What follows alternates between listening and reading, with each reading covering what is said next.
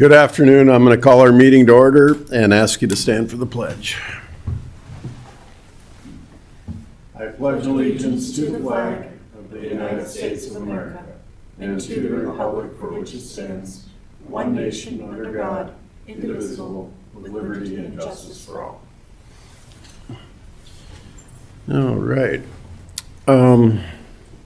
Look for a motion to approve our agenda. So moved. Second. Motion is second. All those in favor say aye. Aye. That should be the only thing we vote on this afternoon. Just kind of informational, we're not going to take public comment after every presentation. Public comment will be at the end of the meeting where we'll allow the 5 minutes, total of 30. So this is a budget presentation. We have a budget overview, and Tom's going to tee it up. All right, good afternoon. Tom Greco, Commission Administrative Officer. So yes, I'll tee up the budget presentation today. You'll be hearing from myself and several others as we talk through sort of the broad aspects of the budget. As Commission Chair Karski mentioned, you will not be voting on anything today, and you formally don't vote on anything during these budget meetings, but you do provide direction through votes. In other words, you're not voting on the budget itself. You're given direction to staff in terms of what you want to see in future meetings, and we'll prompt you for some some guidance and decisions towards the end here. But with that in mind, just talking about the agenda for today, so it is a full agenda, a lot of ground to cover. You can see it here. I'm just going to kick off the front end here with a brief overview of some county finances and quickly turn it right over to Susan to talk through the numbers. So I do want to start, though, with the budget timeline, kind of where we're at. We're obviously June 16th, first of 3 scheduled budget meetings. Other items that you need to keep in mind are, first, the deadline for opt-out, and that is to consider an opt-out resolution. We have July 7th on there. The date is actually July 15th, but the 7th is the last scheduled commission meeting prior to that date. Filing of the provisional budget with the auditor, that would have to be no later than July 21st as far as scheduled meetings go. As you recall from this morning, we did cancel the July 28th meeting. And then you'll be having joint budget meetings with the City of Sioux Falls for Metro 911, Siouxland Libraries, and the museum. And then in September, you'll be back for final consideration and ultimately adoption of the budget. And again, that needs to be done by the close of the fiscal or by the close of September, but we have September 22nd down there as that is the last scheduled meeting in September. So just broadly about county finances, you really can't talk about our finances and where our revenues are coming from and where our expenditures are going without talking about our organization. This is a slide that we showed last year. It's a busy slide by design because the county does quite a bit. What you'll notice is certainly you have the commission up there, our 5 elective offices, and then a series of other departments that fall under the commission. But also to the bottom right there, a lot of other organizations and functions that are necessarily a part of county government. And in each one of those, nearly all of the boxes, you'll see a reference to South Dakota codified law, meaning nearly everything that we do is required by statute. We often say that about 90% of what we do is statutorily required, and that's a good number. So there's very little wiggle room. The remaining 10% are pass-throughs, transfers, and other items. So very little discretion on behalf of the commission in terms of where they spend their money. So here I'm not going to talk about numbers in particular, but just want to highlight some trends as we go forward here. Just in terms of budgeted revenues, going back to 2022, what you'll notice is foremost in the middle, our biggest source of revenues are property taxes, and those have steadily increased since 2022. You'll notice here that it's relatively flat between 2026 and 2027, the proposed budget. Susan will speak to that, but part of that has to do, or a large portion of that has to do with an expiring opt-out. The other items I want to point out are just other revenue sources. So those are things other than property taxes, fines, forfeits, so on and so forth. That has remained relatively flat. As a matter of fact, from 2025 to 2026, it was down and about the same as it was comparing 27 to 26.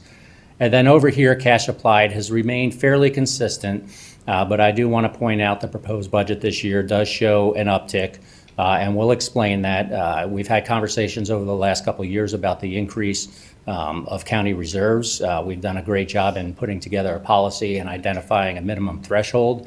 But as Susan will show you as we go through the slides here, there is a strategy to spend some of those excess reserves down. And then in terms of budgeted expenditures, we had this group by broad budget category. Really the key thing to highlight here are our public safety and justice costs. Those do continue to increase.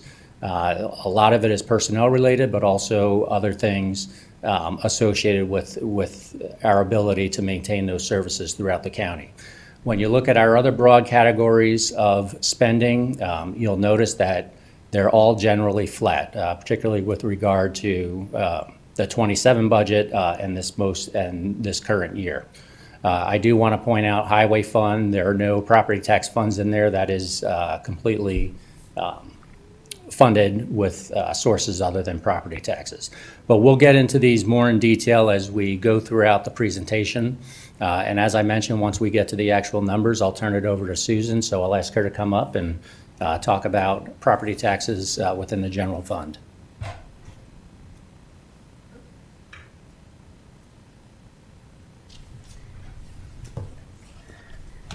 Susan Beeman with the Auditor's Office. As we dive into property taxes, what we're going to, this first part of the meeting, we're going to be specifically focused on the general fund. We usually spend a considerable amount of time on the general fund because that is our largest fund and also where our most significant pressures are, as well as where the majority of our property tax dollars are. So as we look at this slide, focusing on the 2027 budget, what you'll see here is our property tax revenue is budgeted at $51.2 million. As Tom mentioned, we do have an opt-out that expires in 2027, so you'll see a decrease in our opt-out levied. That is a decrease of $1,625,000. So our total taxes with interest and back taxes and interest included is just under $66 million. So what's included in that revenue increase off of the property tax levy formula is growth in CPI. So CPI this year is set at 2.5%. And just keep in mind that CPI is always done a couple of years in arrears. So that we get notified of that CPI in 2026, it's going to take effect in 27, but it was really 25 CPI. So there is that delay in when we receive those CPI increases. So that'll increase our property tax revenue about $1.2 million. Our growth this year is 2.48%, and that again is also about $1.2 million. So we've seen an increase in our property tax revenue in the general fund of $2.4 million based upon property tax formula of growth in CPI. Now, remember that the opt-out that expired of $1,625,000 is going to decrease that. So our net property tax revenue increase for this year is just over $800,000. As one other thing related to property tax revenue, I wanted to remind you about SB 216. That was a new piece of legislation that was passed and now is in effect for our 2027 budget year. That had a cap of growth of 3% for the next 5 years. So if we had actual growth that exceeded 3%, we would only have a max growth of 3%. We are under that for this year, so that does not impact us. The piece of SB 216 that does impact us is the 40% improvement cap threshold.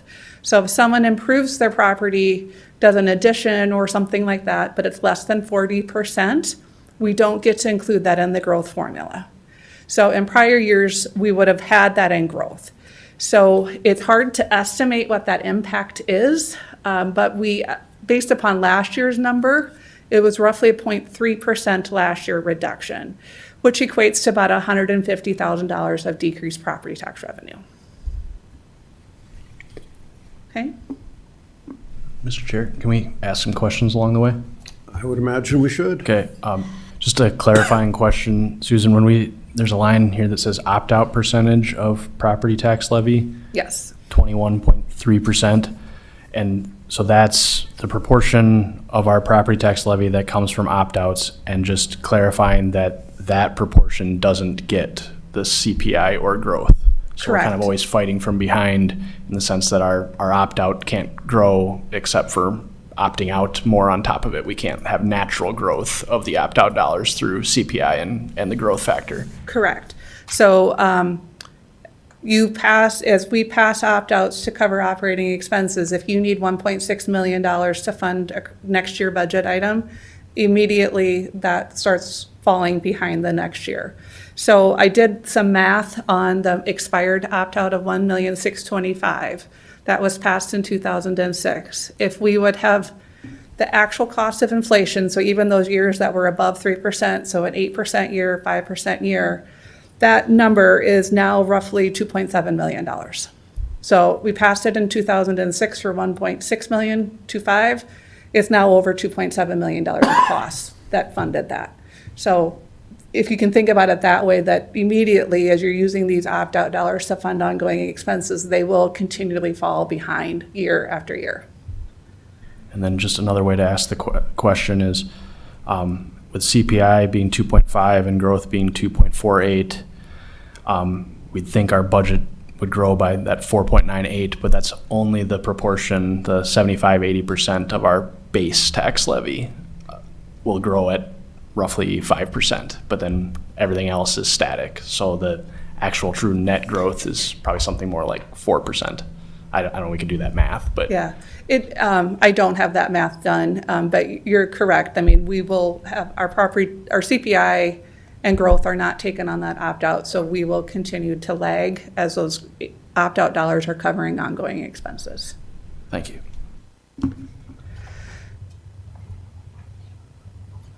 So this is a general, just a graph view of that slide that we just looked at. So you can just see a general uptick in revenue over the last 5 years, aligned with growth in CPI and some opt-out dollars levied. The blue areas are levied by the tax formula. The red are the opt-out dollars. We wanted to just also do a couple of slides reminding you about the CPI. So we have had roughly 8 times since the CPI cap was placed into effect back in the mid-90s, where CPI has exceeded the 3%. So the 3 of those years were in the recent 5-year history of 2023. It was 5.3, 2024 was 8.5, and then 2025 is 3.8. So our property tax increase was capped at 3%, but actual inflationary costs, we saw a much higher increase than those years. So just from a formula perspective, if we had been allowed to do actual CPI to raise property taxes, that 2027 impact on taxes would be roughly $5.7 million additional property tax revenue. So we have had to opt out to make up that difference, but just know that part of our opt-out is due to the CPI caps.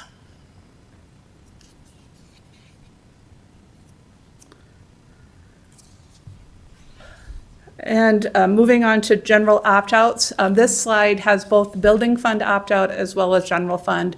Our building fund opt-out is the first section. We have a $1,150,000 opt-out that does not have a time limit on. It was passed before the requirement that opt-outs had time limits on. So that is in the building fund. The majority of our opt-out dollars are within the general fund, and those are, vast majority is funding public safety related expenses, public safety and justice related expenses. So you can see here the 2006 opt-out that we've dropped off here. That's that $1,625,000 that we've talked about that is dropping off. So we currently have $20 million in opt-out capacity, and we're levying in this budget $13,878,000. So we have roughly $6.1 million in opt-out capacity.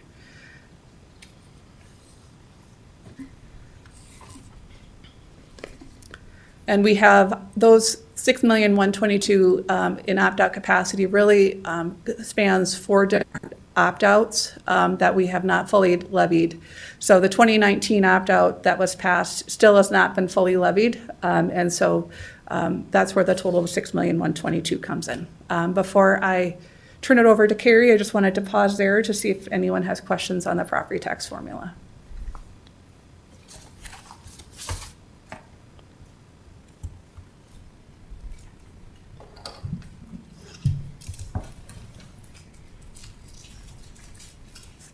Afternoon, Carrie Deaver from Human Resources. Just a recap for you on personnel and your payroll budget expenses. Starting with a recap of your FTE growth. Of course, this is a large portion of your overall budget.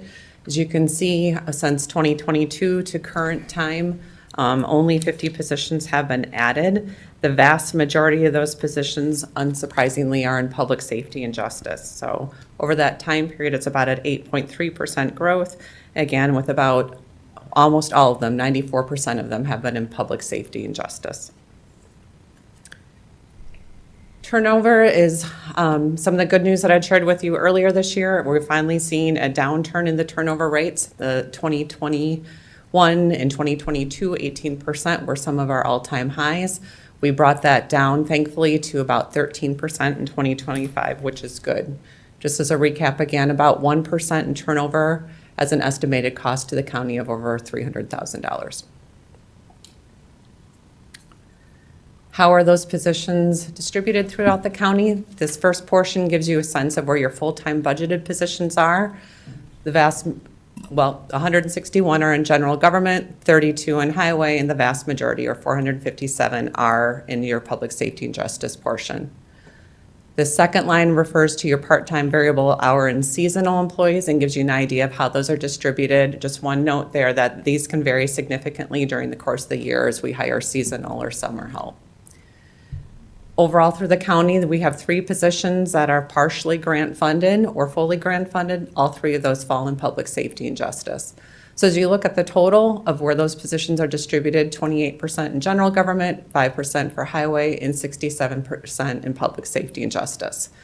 This pie chart to the right gives you an idea of how that breaks out by payroll budget. Not surprisingly, with the vast majority of your positions falling in public safety and justice, that is also where the vast majority of your payroll budget falls.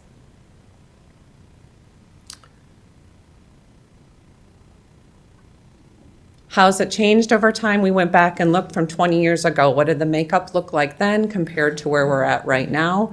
In 2006, 63% of the county was public safety and justice, leaving 31% for general and 6% for highway.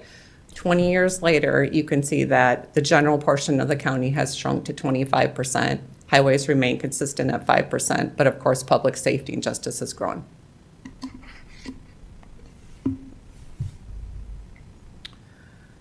So this should be no surprise to you as you look back then how have those positions that have grown been distributed.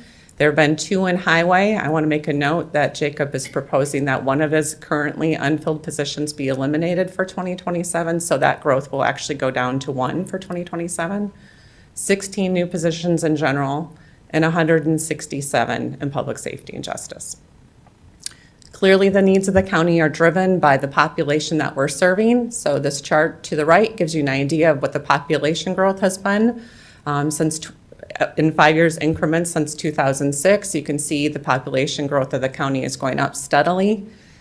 Highway in general have stayed relatively consistent. You can see that general went up a little bit and with position cuts went down by 2016. But otherwise, the growth of the county for positions and payroll budget clearly in public safety and justice. As you start to look into your budget figures for payroll budget, just a reminder of what the preliminary payroll budget includes. Includes all salaries with a proposed 3% 27 matrix adjustment. Includes both overtime and part-time as budgeted by department heads, and all benefits, including FICA, SDRS. Insurance is always something we want to look at and plan for. For next year, we're at budgeting for an 8% increase for health and dental. What is not included in there are staffing requests, so any of the new position requests that you'll be hearing about a little bit later, or adjustments for elected official salaries. You might recall from the past couple of years, as we've talked about what to budget for elected officials, the commission for the past couple of years have just asked to put in a placeholder that's comparable to the matrix adjustment. So we're hoping to have direction to make sure that that's the case here. Of course, going into 2027, there's 2 elected officials that we will be new. Just a reminder that we've handled them just like we would any other type of vacant position, meaning in the payroll budget, that amount has been adjusted down to the base level. This next slide gives you an overview of your personnel costs by fund. Taking a look at this, your major funds, of course, are general, highway, emergency management, and 24/7, and then we've grouped all other funds in this last column. The vast majority of your positions fall under general. Right now, you have 617 full-time employees in this area, 102 variable hour or part-time, and again, this number fluctuates.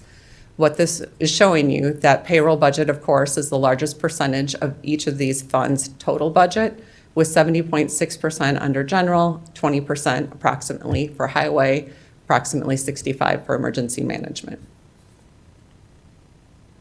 Just a quick note that property tax revenue only directly supports personnel costs in the general fund. So what are you looking at for new requests in the upcoming year? Only 13 new positions being requested. The first is for Register of Deeds for records technician. One thing to note in this area is this is a position that was actually eliminated for the 2026 budget. I think there was a hope that with additional technologies, we could pull back on staff. The reality has been that they feel that the position is still needed. So this, if it is approved, this would bring that department back to the same staffing levels they have been at for the past 20 years. Also a note on that, currently that department has a part-time budget of $27,000. If this position were to be approved, that $27,000 could be removed from the part-time budget, which would bring the total cost for this request down to about $50,000. Other positions that are being requested, the public defender is requesting a legal administrative specialist and an investigator. The public advocate's office is requesting an investigator. The state's attorney's office is requesting an investigator and a deputy state's attorney. And then the jail is requesting 6 correctional officers and 1 transporter for the expansion, or all relating to the expansion of UC3.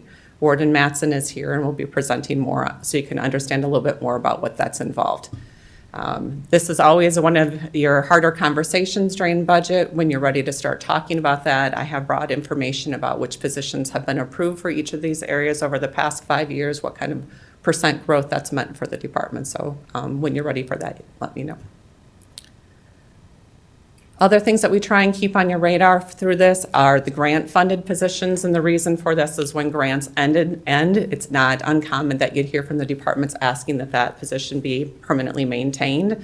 So as a bird's eye view of what you currently have funded right now, there's a victim or witness assistant in the state's attorney's office that is 75% funded by the STOP grant.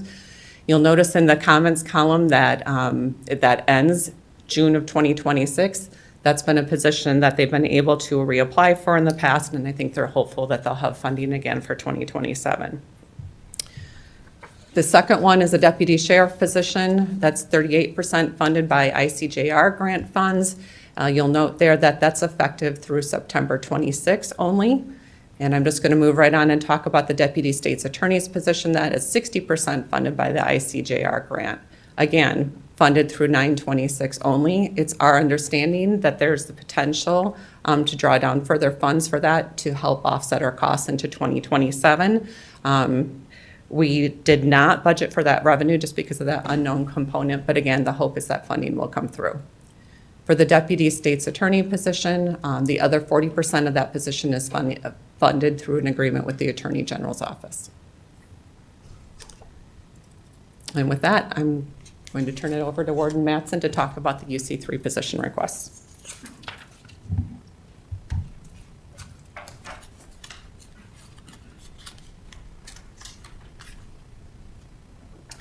Good afternoon, Commissioners. I'm Mike Mattson from the jail. Just following along with the slides, full full occupancy position requirements for Unit Control 3. At full capacity, it has 148 beds.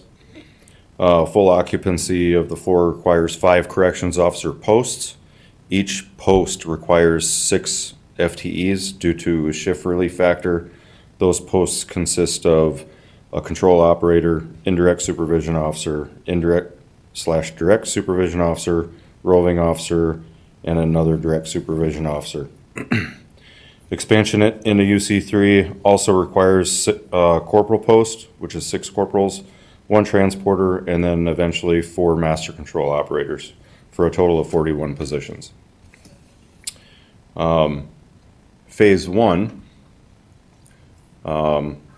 consists of occupying a select blocks to gain available beds. We've already occupied 3 indirect housing units, which total 66 beds for low classification male inmates and female inmates. These 3 housing units are currently staffed with 3 posts. Temporary staffing these posts with existing employees using overtime and limiting time off, that's not sustainable. The original 2024 staffing request was for 2 posts, which is 12 corrections officers and 2 of the 6 corporals that will be needed when the floor is fully occupied for appropriate supervision. We have been able to postpone the hiring until July of 2026, but positions are needed at this point. Currently, we have the 14 people in the hiring process for those original authorized positions. The 2027 request for 1 correction officer post, which is 6 FTEs, is the 3rd post to operate Unit Control 3 in a limited capacity and necessary to be compliant with our staffing plan. The 3rd officer on this floor is necessary to maintain the safety for both staff and inmates and the facility. The 2027 request for a transporter position, 1 FTE, is necessary due to the increase in number of inmates in the facility and the increase in court hearings and outside appointments. The January 2027 positions will complete the staffing necessary for sustained operation of these units without relying on overtime and limiting time off for existing employees.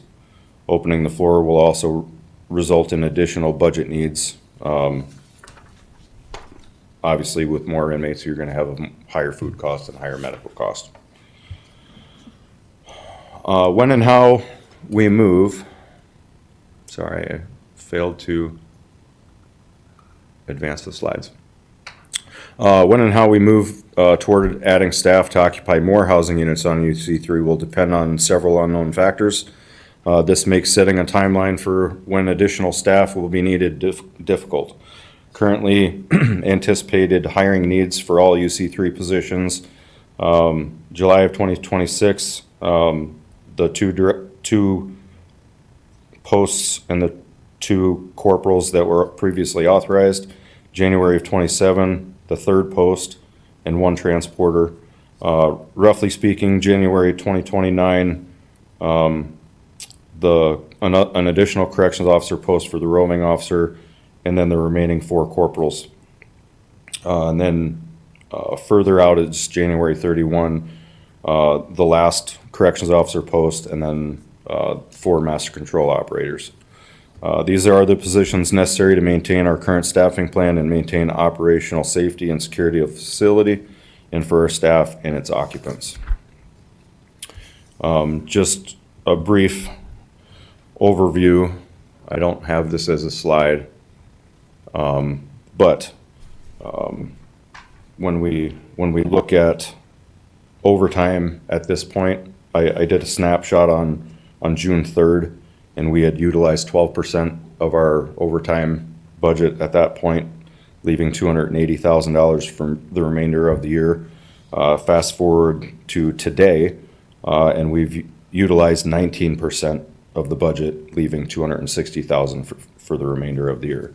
The caveat to that is it is summertime, people are taking vacation, and we've had several people in the National Guard or the reserves on their 2-week annual training. So that over the last 2 weeks has generated some additional overtime for that, occupying that floor. Any questions?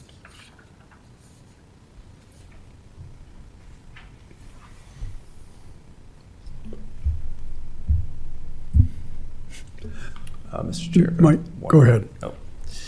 I must make sure I'm understanding the timeline here correctly. When we're looking at UC3, looks like the idea is to open it up in a limited capacity and increase the number of employees and officers and the number of inmates over the next, I suppose, 4 or 5 years until 2020 or 2031. And at 2031, is that the plan to have it fully operational and running, fully staffed? Yes, on paper, January 2031 would be occupying the full 148 beds. Now, keep in mind, we try to operate at an 85% capacity. So we do that for peaking and classification. So not necessarily all 148 beds are going to be full because we don't want to be operating on a full capacity. Is UC3, is that open in any capacity currently, or is there a plan within the next 6 months or a year? Yes, no, that is operational as we speak, with the influx of parolees coming into the facility. That was necessary.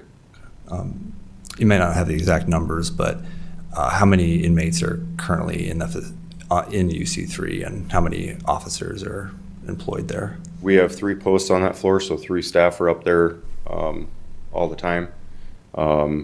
Rough guess today, we have 50 individuals up there for the 66 beds that are currently being used. And those are mostly state inmates? We didn't just move parolees up there, but we're utilizing it as any other space in the jail. We've limited it to low classification inmates, though. Excellent, thank you. Commissioner Banga. We've talked a little bit about this before, but if we limit the number of DLC inmates to the ones that we're actually getting paid fully for from the state, how many people would that maybe affect as far as the total population? Well, last I looked today, we had 41 parole-only inmates, plus an additional 10 DOC inmates, for a total of 51. According to the new contract, the first 25, we get paid the full rate. So roughly 26. Okay. What about the whole issue of when the female prison, female prison opens? Will we have any changes in maybe that population, or be able to send more people to that direction? I am hopeful that once that becomes operational at the state level, that they're going to be able to transition people out and make space for us here. We'll gain some beds back. Thank you.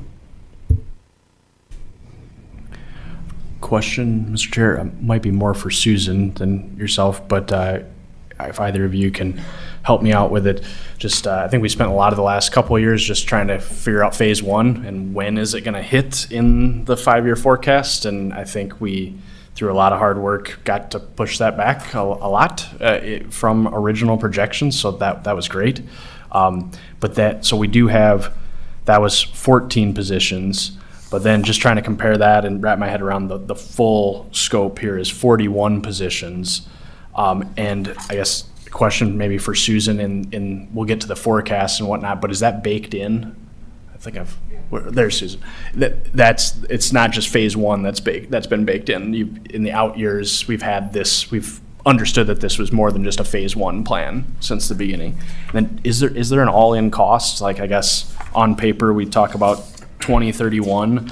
If we just took this in toto, what is UC3 as a price tag? If you take the initial year cost for the different phases, they're roughly $4.5 million. That's added into the forecast over through 2031. So just to clarify, that's the That's the all-in cost for the of those initial 41 year. 41 Yeah, positions. So, and why I say it's the initial is, I did not add inflation to get to 2031 for like 26 and 27. It's just that initial year cost added a cumulative. So it's But the cost of 4.5. each phase bundled together Yes. is a total of Yes. 4.5. Yes. But to this point, we've only approved phase 1 that's being actively implemented. And then the idea here is for 2027, is 6 supervision officers and 1 transporter. Just Correct. segmenting out what phases we've already approved, what we're going to hopefully approve, and then that there's still more to come. Yes, the whole 4.5 million is included in the forecast in a couple of the versions that we'll get to. Okay, thank you.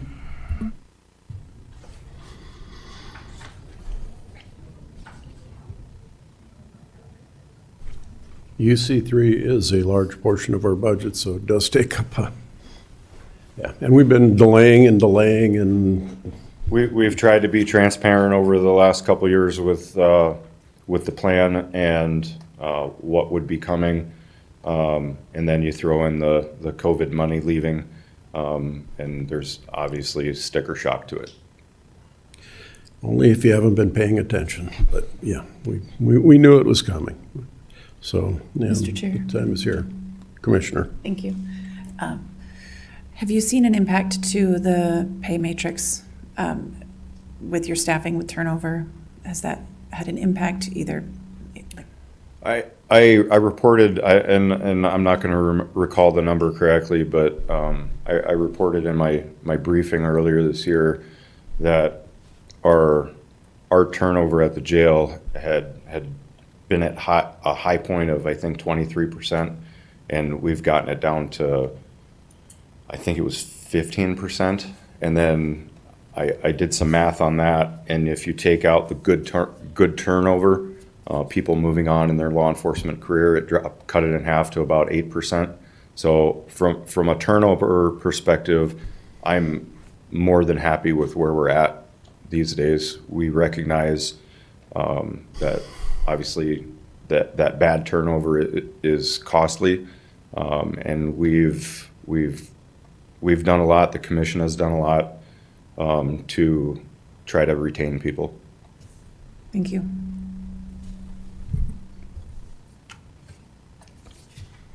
All right. Thank you. Moving on to the bigger numbers.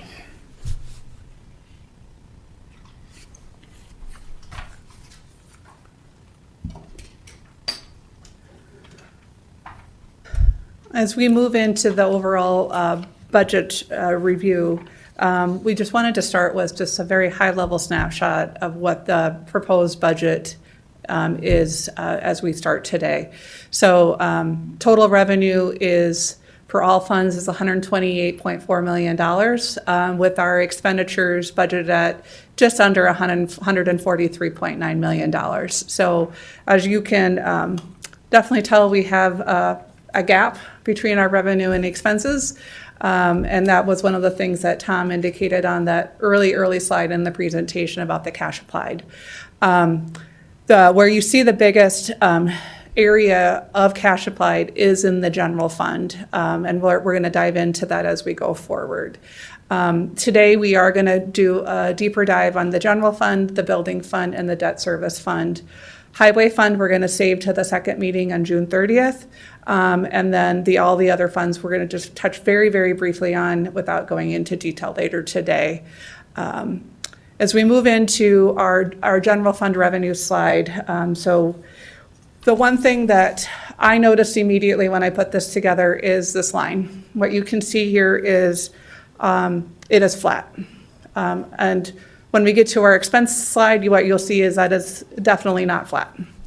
So the increase in our 26 budget to 27 budget is a total increase of $327,563. So that is a net change between all the different classifications of revenue that we have within the county. As we dive deeper into that, this slide gives you the very high level change of what makes that up. So we have the 3 property tax numbers that we've discussed in detail, the 1.2 in growth, the 1.2 in CPI, and then the expiring opt-out of a negative $1,625,000. We've had a slight increase in Board of Prisoner budget revenue, a slight increase in Register of Deeds fees. This is an area that is very contingent on the interest rate market. So we've seen a slight increase in those fees, and what we see here is another slight increase. As mortgage rates falls, people will start refinancing and you'll see this increase again. Bank franchise, we've budgeted a $100,000 increase there. That continues to be a hard number to truly capture and budget for because we control nothing with that. So we do a 10-year average. This puts it at roughly a $2.2 million bank franchise fee. We do not have any private grants budgeted in 2027, which is why you see that decrease there. And then additionally, we've had some changes with our Air Guard contract. That is a pass-through contract, so the decrease in revenue correlates to a decrease in expenses as well. And then the largest decrease in revenue is a $443,000 decrease in juvenile detention housing revenue.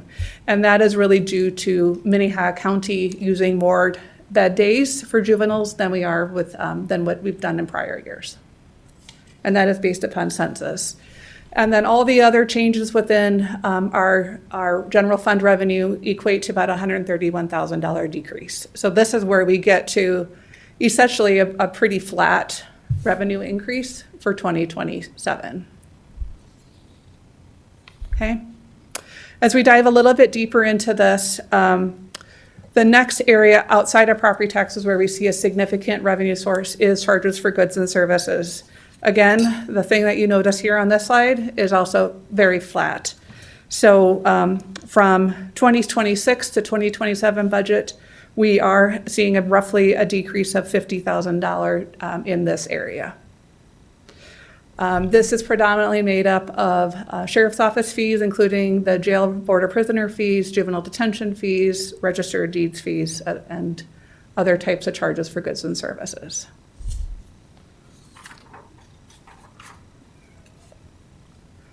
So on the intergovernmental revenue slide, what you can definitely tell here is a very large revenue up in here in 2022 and some slight higher numbers here in 23 and 24. What you're seeing there is really those COVID area funding. South Dakota Cares, ARPA funding that are helping cover some of our general fund expenses that were allowed by the ARPA final rule. As you dive into these outlying years for 26 and 27, what you see here is really our return to the normal. So again, a fairly flat line here as you move into our back to the old normal. Okay.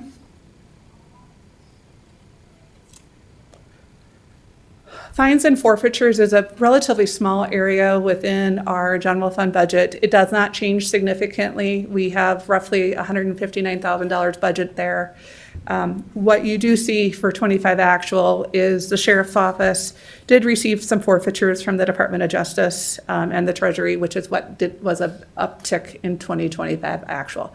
Those are not consistent from year to year, so those are not a budgeted revenue source for us. And then as we dive into license and permits, the biggest area in this is building permits for planning and zoning. You'll see a fairly flat, again, revenue over here in 26 and 27. What you see in spikes in 2023 and 2024 are some larger building permits that are really obviously something that's unpredictable. So we budget more from a conservative from the normal revenue stream, and those anomalies for some of the larger increases just add to our revenue source in that year if they do happen. But they're not consistent from year to year, as you can tell from the 22 and 2024.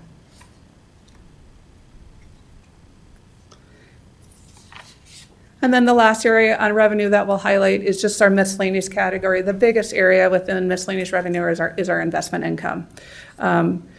We do have a very conservative approach to investment income, and what you can see here is investment income has increased significantly in 23 and 24, coming back down in 25.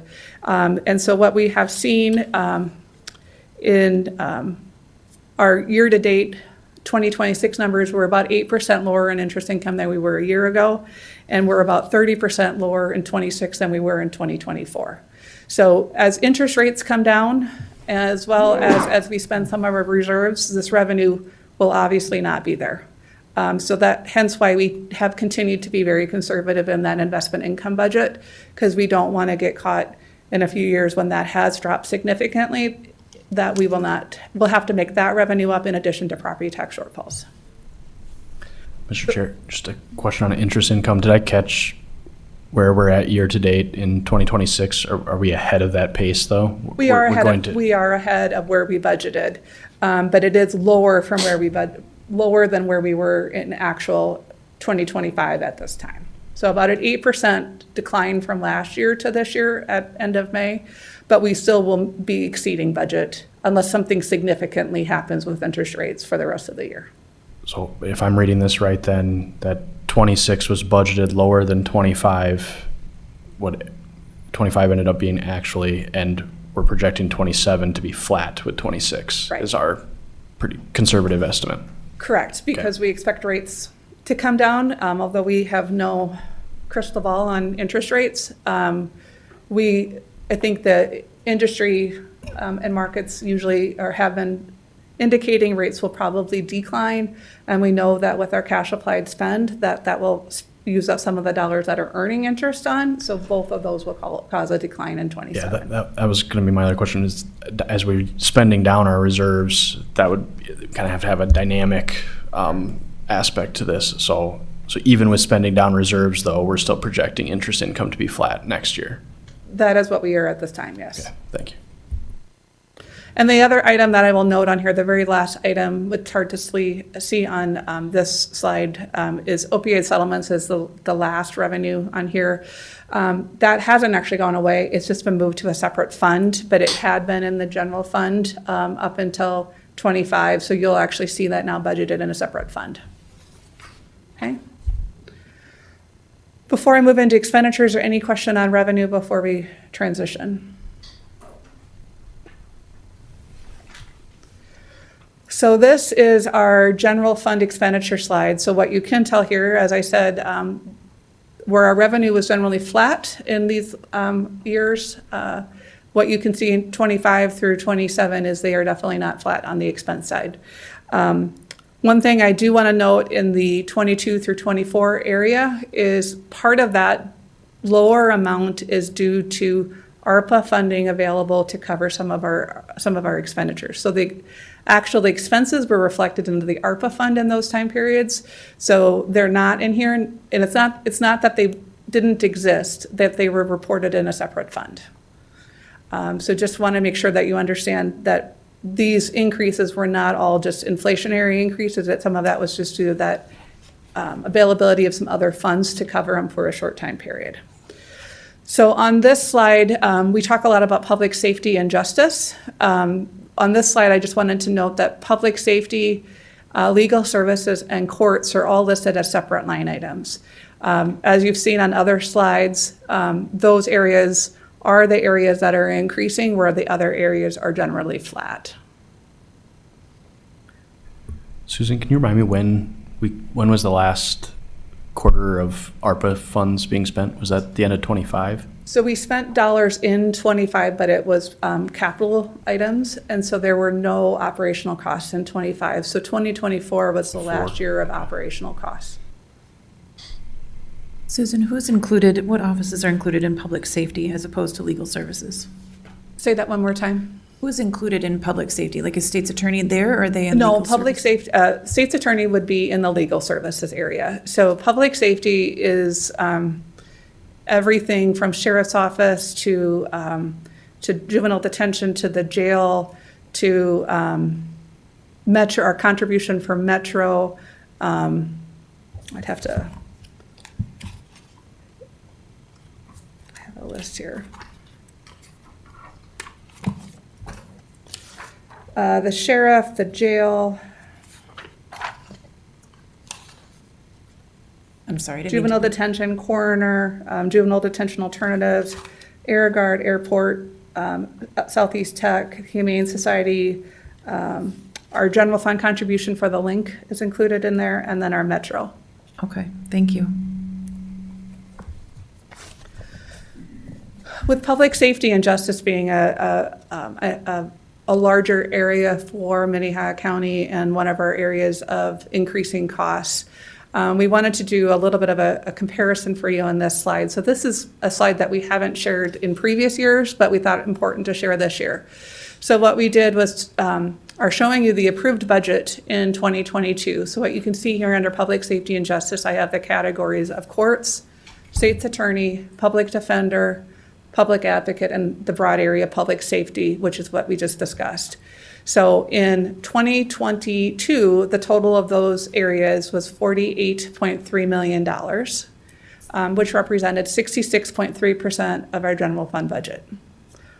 All other areas of the general fund, which include equalization, HR, auditor's office, register of deeds, et cetera, they were roughly $24.5 million of the 72.8, or 33.7%. Now you fast forward to 2027's requested budget, the comparison is Public Safety and Justice is now $73.8 million, which is 72.7% of our general fund budget.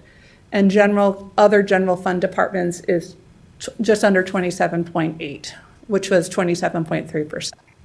So when you look at that from a comparative between those 5 years, Public Safety and Justice budgets increased by 53%. Where general fund, all the other general fund departments, their budgets increased 13%. So as we talk through the areas earlier in this presentation, as Carrie indicated, that vast increase of positions are in Public Safety and Justice. This is another area where you can see that those costs are in. Salaries, includes salaries and benefits, as well as all the other expenses like jail food, jail medical, et cetera.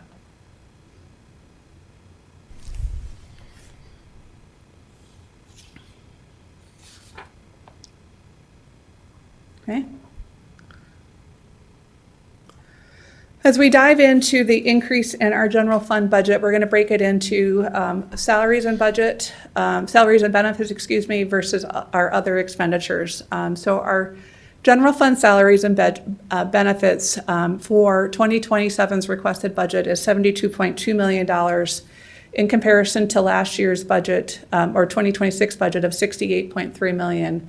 We're looking at an increase requested of just under $3.9 million. So to make up that, or to detail that difference or increase, these are the items that on a high level make that up. A proposed 3% matrix adjustment is roughly $1.5 billion.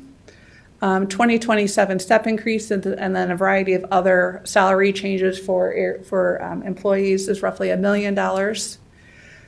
The third item would be that full impact of UC3, those first 14 positions are phase one. 26 budget has a half a year of FTEs in there. Now we'll have a full year of FTEs in 2027's budget. That's roughly 606,000. The overall benefits increase for FICA and retirement for matrix and step is roughly 373,000.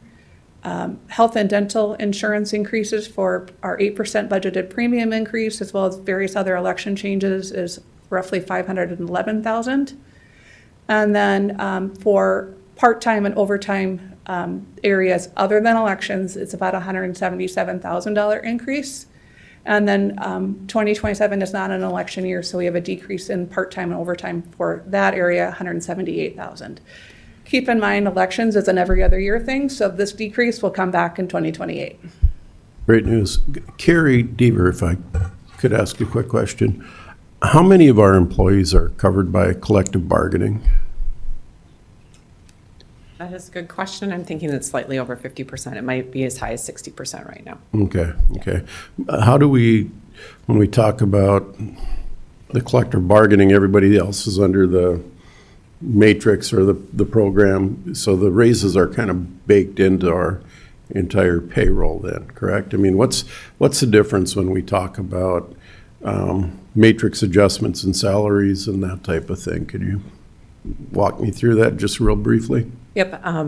The commission has had a history, at least, of as the starting place for payroll budgets to look at the general employees in a similar vein as what your union employees would be. And you'll remember you have two unions. You've got the Deputies Association and you have the Highway Union. Both negotiate separately for their contracts.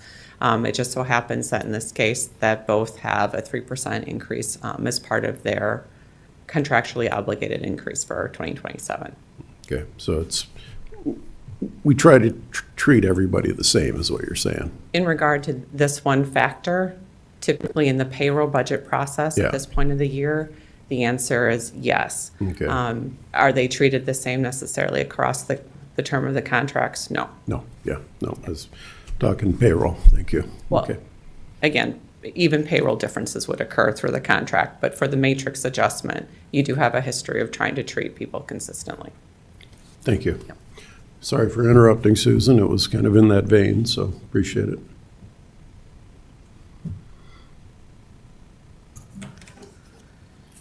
As we move into the other area within the general fund budget, the variances, this area includes other expenditures, capital, as well as capital.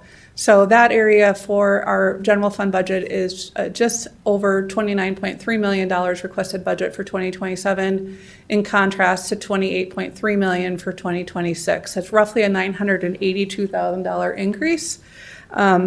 This area, we have these as our high-level differences to make that up. Jail Board of Prisoner meals, as well as health services, those two total $929,000. Consistently, year after year, these two line items are generally on this list because it's one of our areas that consistently we see cost increases just to keep up with inmate counts and inflation. That's an area that usually this makes our list year after year. The third item on our list is a request and a budget item for a new case management application for our public defender and public advocates offices. The fourth item is an increase of $362,000 for some increased procedures at JDC for medical and mental health services. And then lastly, for increases in budgets would be a $100,000 increase for human services for hospital line item. That's just to recognize that we may see an increase in hospital claims at the county due to Medicaid work expansion. That is something that Human Services is continuing to monitor, and it's quite unknown where we could land with that. But overall, if you look at this line item, going back a number of years, this overall line item is still much lower than where we were a number of years ago. And then for a decrease, we currently have a human services grant called Just Home Grant. Those expenses are not budgeted in 2027. That grant may be done by the end of this year, therefore nothing is budgeted in 27. And then, as I indicated before, this is not an election year, so we have $570,000 decrease in this area's budget due to it not being an election year. As well as keep in mind this will come back in 2028. So all of the other changes within the general fund, between all the other departments and line items and accounts, the net increase in all those other areas is $37,813. So I point that out just to indicate that overall, although there are increases in certain areas and decrease, overall this area is relatively flat in that area from year to year. This is not necessarily an anomaly when you go back and look at prior years, where you see increases consistently in this area are, again, public safety and justice. We actually did an analysis going back to 22 approved budget compared to the 27 requested budget. When you factor in some of those anomalies, from 22 budget to 27 requested budget, this area is relatively flat for areas other than public safety and justice. So your general county government, those areas are flat from 22 to 2027. Just pause there to see if there's any questions on anything before we move into the overall cash applied and reserves. Okay. And this is our very high level overview of where we're at. So this is that $27,000 revenue increase comparative to a $4.8 million increase in expenses. So we have a $4.5 million delta between revenue and expenses. And this is just to remind you of what's included in those numbers. Opt-out is budgeted at 2026 levels, less that expired opt-out. 3% matrix is included, health insurance of 8% is included. New positions are excluded, and outside agency donations are budgeted at last year's amounts, and equipment requests are included. Okay? So as we dive into our cash applied, kind of reminding you what cash applied is, it's really a use of reserves. So when we look at this calculation, our total revenue for general fund is 89.2 million. You'll notice this less 5% of appropriations is blank this year. That is because of a change in state law that has eliminated that holdback requirement. I left it on here just for visual purposes. So that'll come into play a little bit later when we talk about a targeted cash applied rate. And then $101.5 million expenses based upon preliminary budget. So that leaves us with a cash applied rate of $12.7 million, or a 12.46%. If you were to add all of the requested positions into the budget, that's 1.2 million, we would be up to a $13.9 million cash applied projection, where our cash applied target has historically been 8%. Where that 8% has come from is that 5% holdback up here, plus 3% of underspend of expenses. Since that holdback has now been eliminated, this cash applied target here is now 3% instead of 8%. So if we want to not use reserves, our target for a cash applied rate would be $3 million. This is showing 13.9. So we're roughly $10.9 million over that 3% target rate. So that is a 13.64% cash applied rate. So we're over 10% higher than where we would want to be without use of reserves.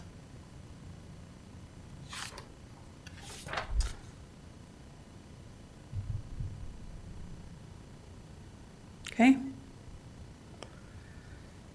Unless there's questions, we'll move into forecast conversations, if that's all right. Okay.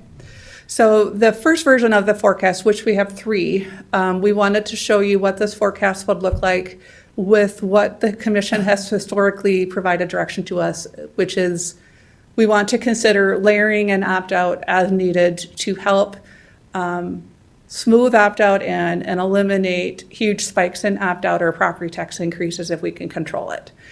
So what you can see here, you see this line here, this blue line is our reserves. We want to keep that blue line over 25% of appropriations. So we're definitely exceeding that at this time. This high increase in 2024 is a combination of things, of some special funding that helped cover expenses for that year, also some one-time funding that came in 24. Those items that helped result in this extra reserves that we have are not expected to be to replicate in future years. So as what you can see, as we've done in this forecast, this blue line is slowly coming down to 2032, where you get that blue line is 26%.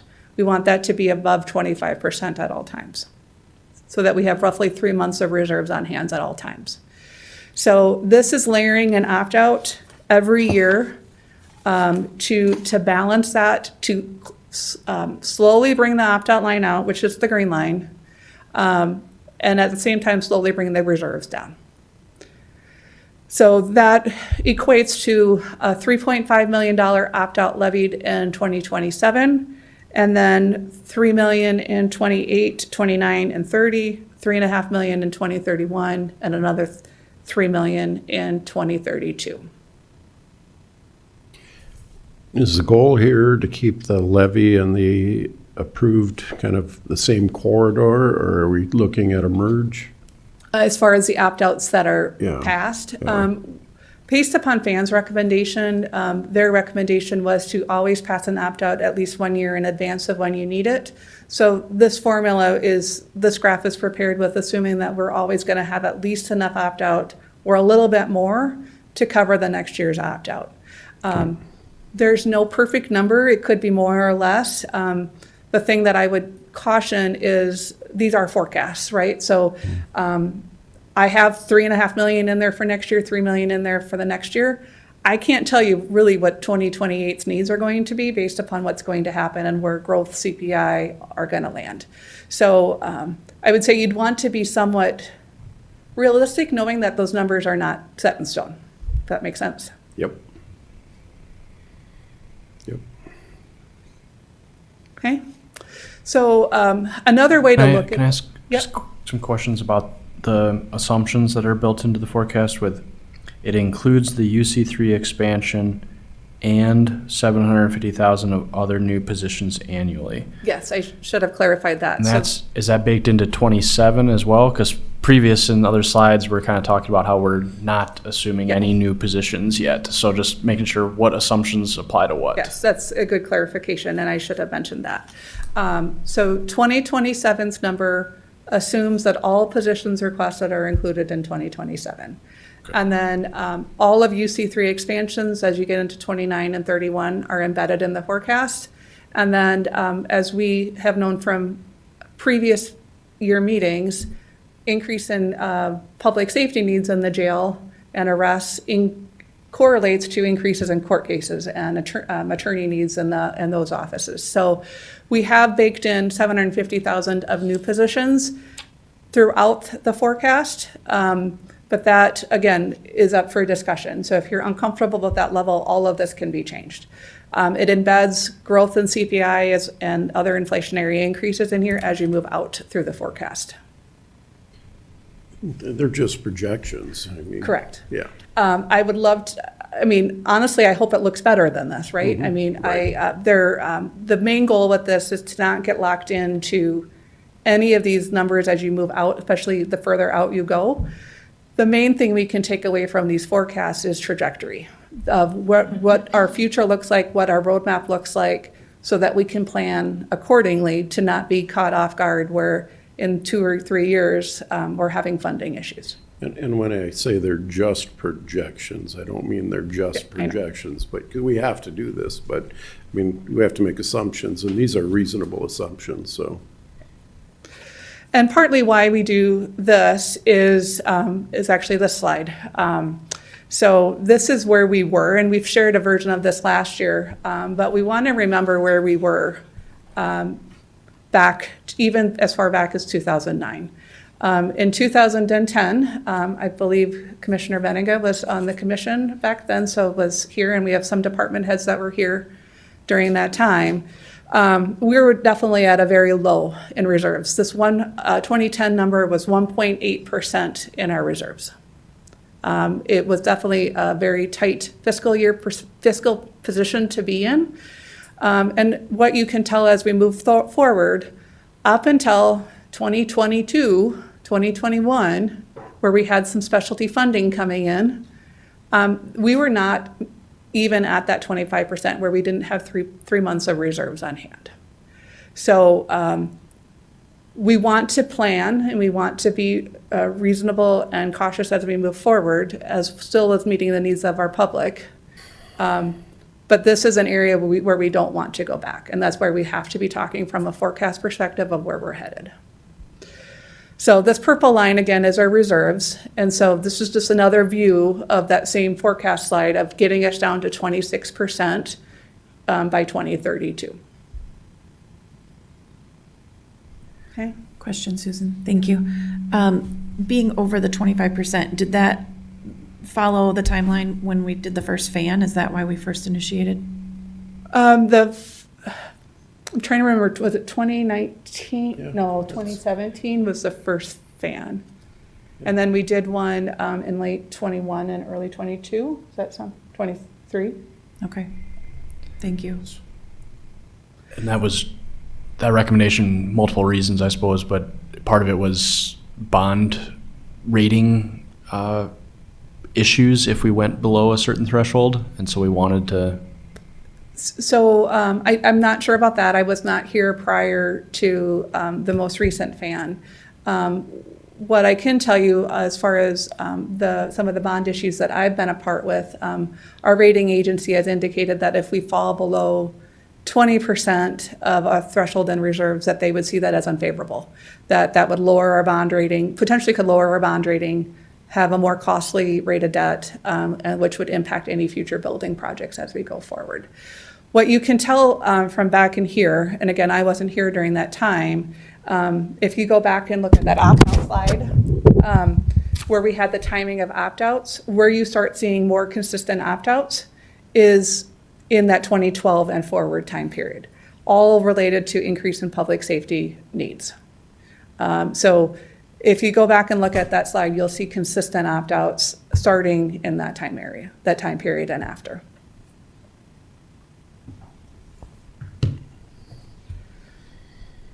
So this version of the forecast has the same assumptions of all the costs, UC3, 750,000 of new positions. The only thing that is different is we have delayed opt-outs till absolutely necessary, meaning we're going to use up as much of the reserves as we can before we layer in any opt-outs. So what that looks like is this green line here, you can see stays flat through 28, and you see the blue line here up here, which is our cash, has a much sharper decline. But then in 28, what you start seeing is from 28 to 29, you see a pretty big jump, and then 29 to 30 is another big jump. So 2029 has an $8 million levy of new opt-out, and then just over $6 million of new opt-out in that next year. So where you get to at the same place for 2031 is you get to the exact same place. Same amount of opt-out levied, it's just a sharper increase in opt-out and a sharper decline in cash. So you end up at the exact same place because your needs are the exact same.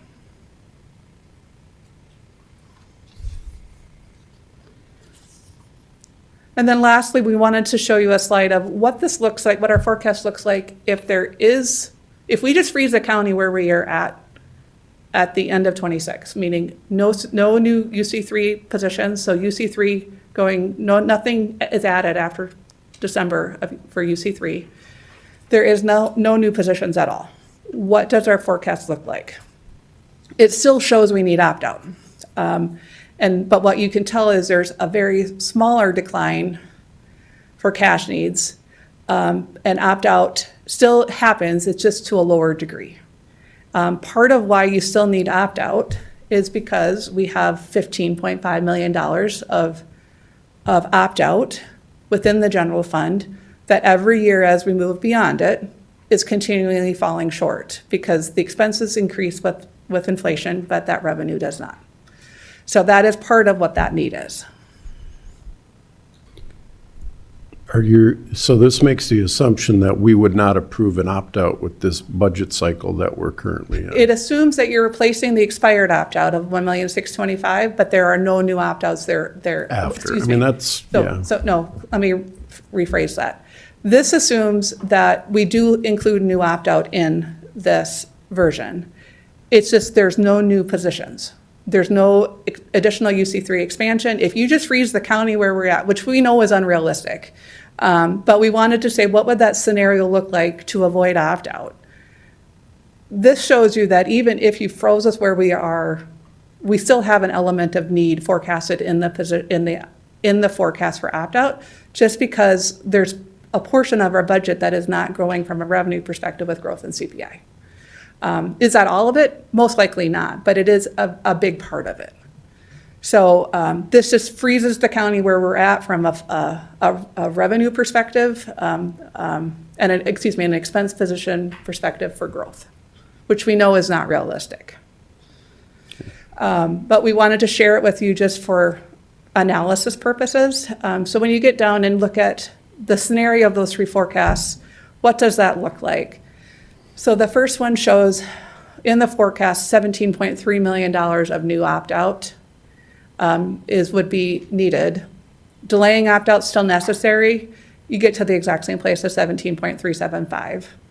And then if you just froze UC3, froze all new positions and nothing is added, you're at about 9.5. Again, are these numbers exactly correct? The answer is no. This is a projection and a forecast, but it kind of gives you a view of where we're headed.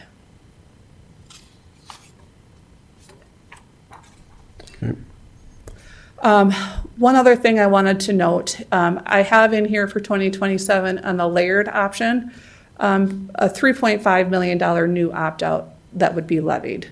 Of course, some of that's replacing the $1,625,000, which we previously talked, that $1,625,000 is probably more, today's number is about 2.7. But that $3.5 million opt-out, if you go out 25 years in the future, with 2.5% inflation as you move through the next 25 years, assuming inflation's 2.5 every year, it will be roughly 6.3 million in expenses. So just to show you, as you move forward, covering these ongoing expenses with opt-out, there's always going to be that gap that's going to continue to grow as we move forward.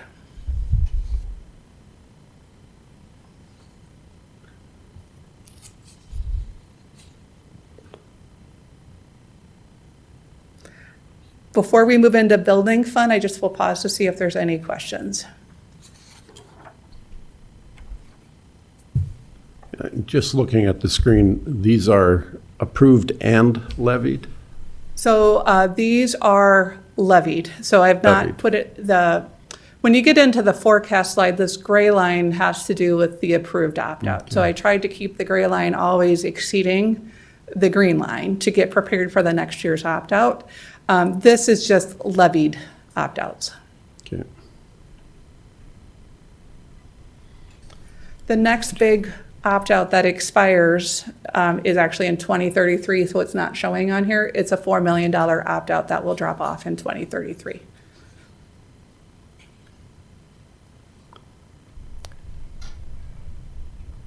Just a question back to our timeline in this whole process.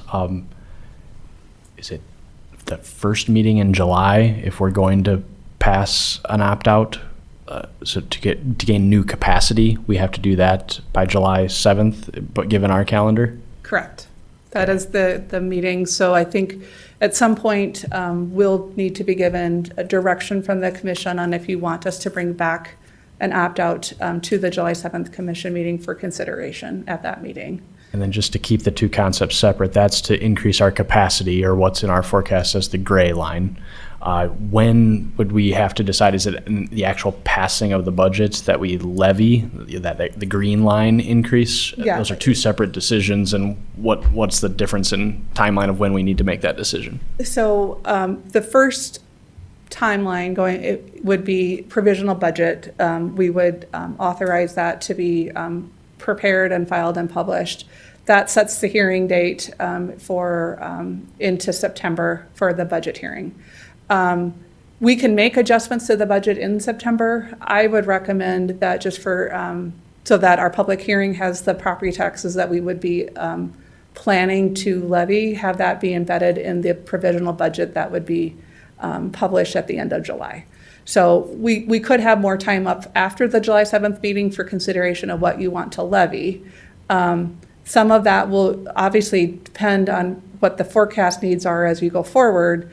And so if you, just throwing a number, if the commission said they wanted to levy 5 million this year, we'd have to think about capacity for the next year too at the same time, if that makes sense.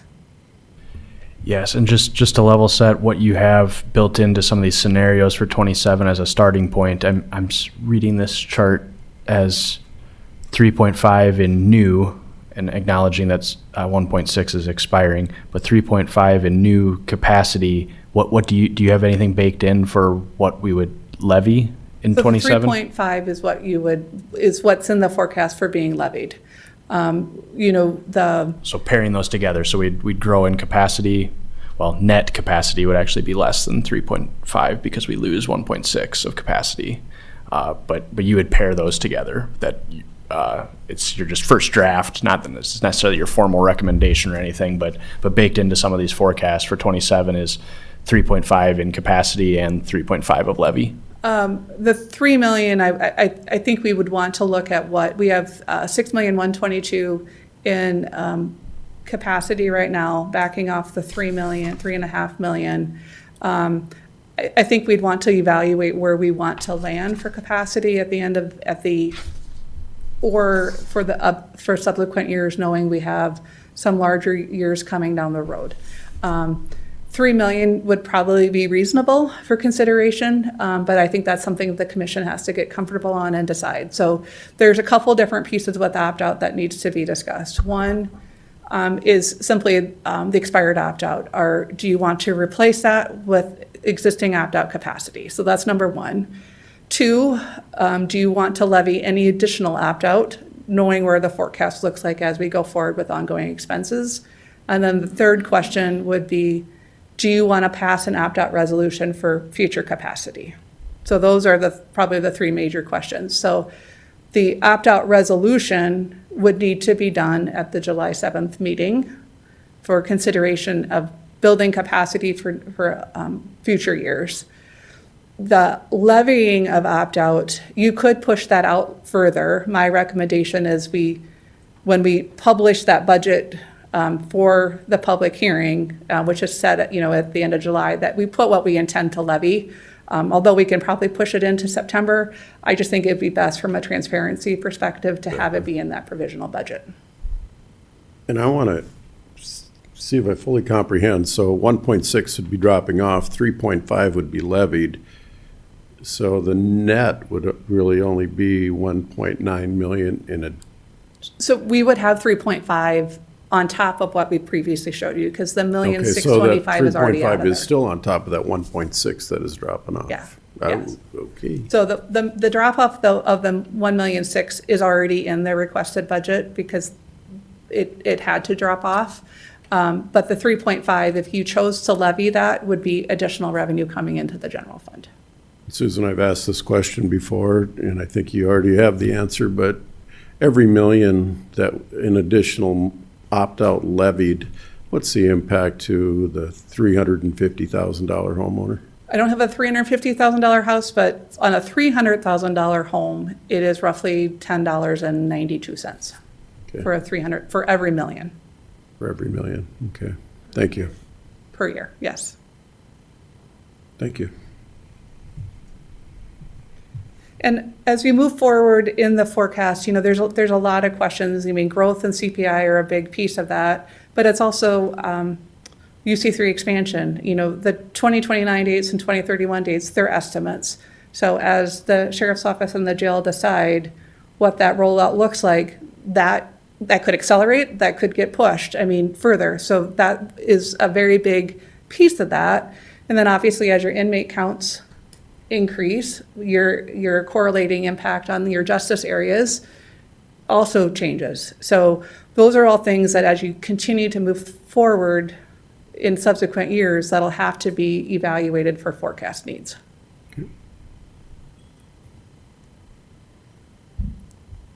Okay. Yep. So I think, Tom, are you kicking off building? Mark?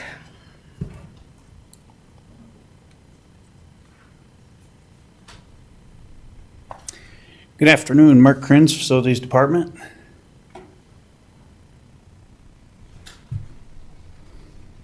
So some highlights to the building fund presentation here. We'll go into a little bit more detail in some upcoming slides, but the 2027 budget and the 5-year plan incorporate the capital repairs recommendations from the campus master plan.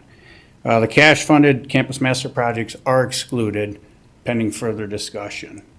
We did add lease parking and PDO leased office space to the building fund. And the projects that will be up for discussion will be Highway Building Phase 2, parking lot eye replacement, and emergency management roof replacement.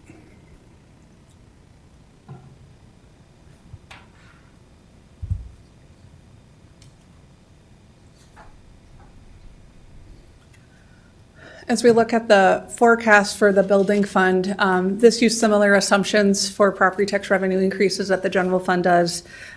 We won't go through all of these lines just because you have the numbers in front of you, but it includes 2.5% growth and CPI is what's embedded in those property tax increases. In the next slide is the detailed list of the objects and the expenses within the building fund.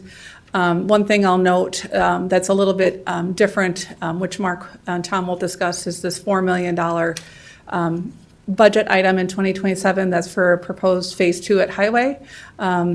And that is not an ongoing expense included, as some of these items are just routine maintenance items. That is a separate building project. Just know that if or when that building project is approved, there are dollars in the highway fund that we're allowed to transfer into the general fund that would offset that. That is not represented in this analysis today. Does that money include the money that we receive from the state for the Highway 17? Thank you. Yep, so that is currently set aside as a restricted fund balance in the highway fund. If and when this project is approved, it would eventually cover a portion of that project. Because that was always the intent for that money, I believe. So, yeah, just bringing history back, but it's been there for quite a while already. Okay. So as we move into fund balances, you'll notice a pink area and a green area, and I want to call your attention to that. So this is our reserves.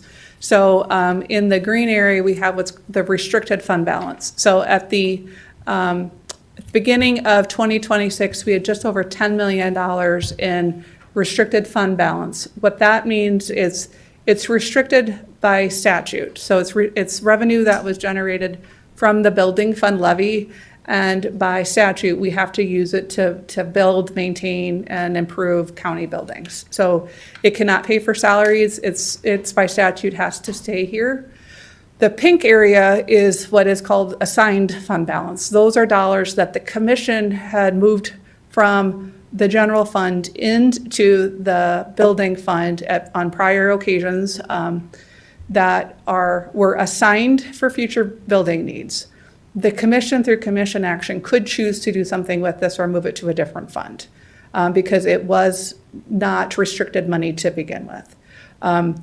It has been in this fund and has been earning interest for a number of years. And as you can see, as you move forward, there are dollars that accumulates into that fund for future building needs. Do we recall the history on that?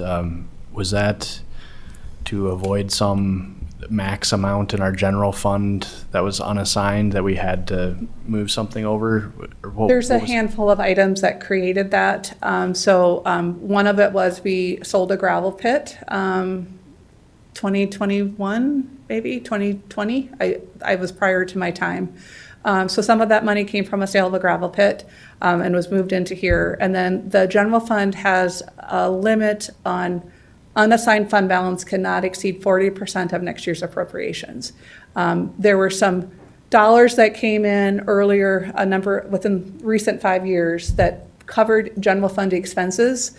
And so those freed up general fund dollars is what funded this area. Okay. And then I'll turn that back over to you, Mark, for the rest of that.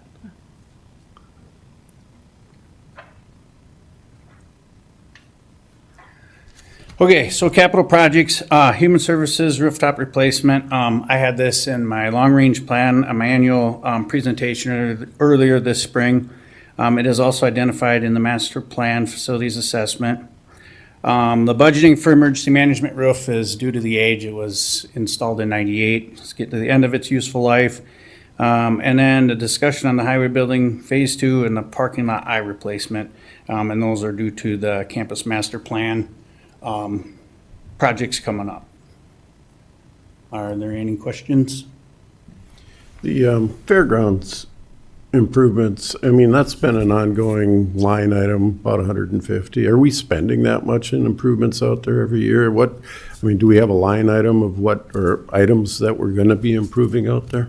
Yep. So I was just out there recently and put together another list of items that we're gonna work through this coming year. One of the main items is that large parking lot to the east. I'm gonna crack seal that, plus the road, and restripe that. We're currently out there right now working on the 4-H buildings. Those need a lot of repair. I have some asphalt work to do, expo, a little bit of roof work to do in there yet. So I got a fairly long list, and we'll have to prioritize that based on budget. Okay. And then Lot I, that's the one across to the north, or south, I'm sorry. Yep. mean, there's some long-range plans. I mean, how long can we stretch that one out before we have to do, why would we replace it if we're looking at options going forward? Right, so that's actually been in the budget for a couple years prior to Campus Master Plan. But it got pushed off because Minnesota Avenue was coming through and they're gonna rip up all the landscaping Okay, along the parking lot, so we just thought we would just get by a year. Well, then they decided not to do Minnesota Avenue. Well, then I was gonna do the parking lot this year. And then Campus Master Plan came and then the city decided to move forward with Minnesota Avenue, so it's there, it needs to be done. There's some patchwork that can be done to get us by, but I wanted to bring it up as a topic of discussion because there was potential for, a parking ramp possibly going there in the future, so.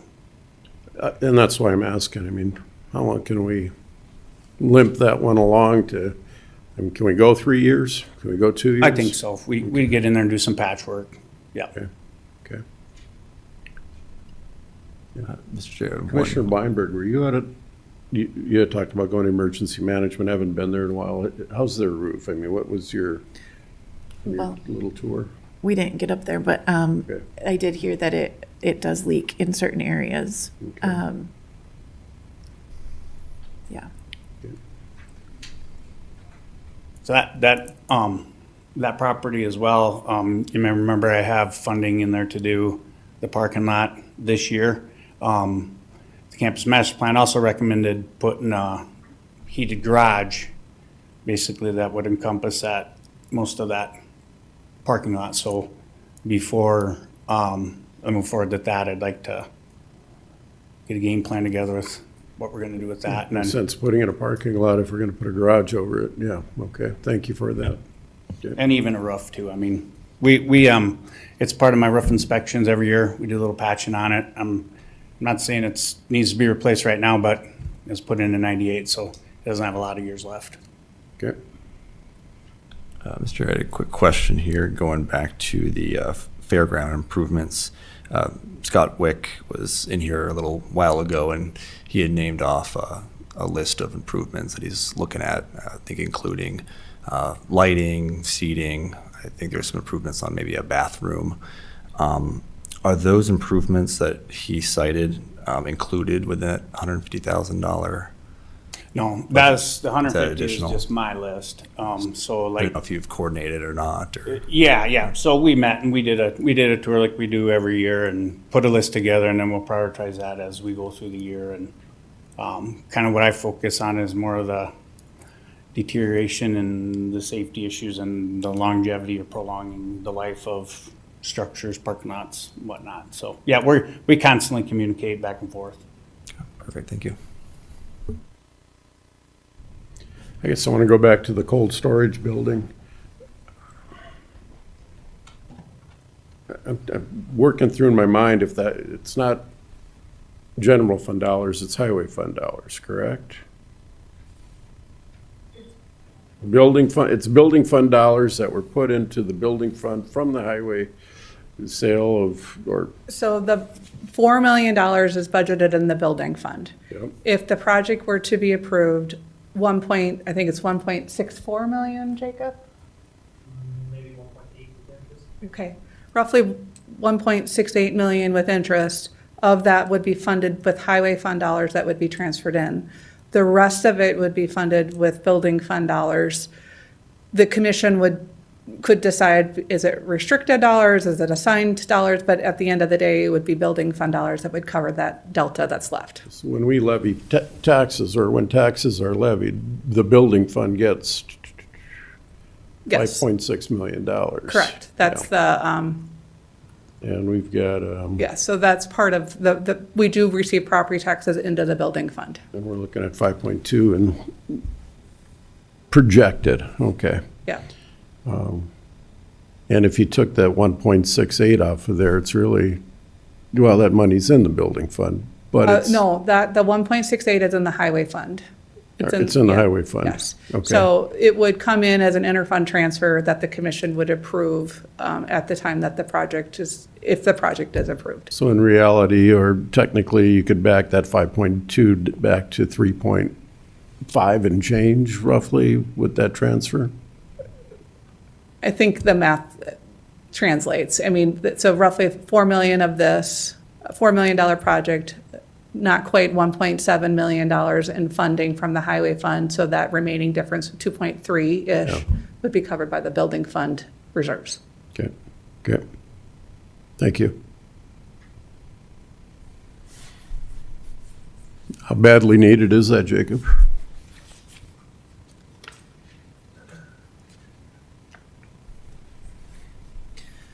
Mark and I, can we turn this on? I got a exhibit.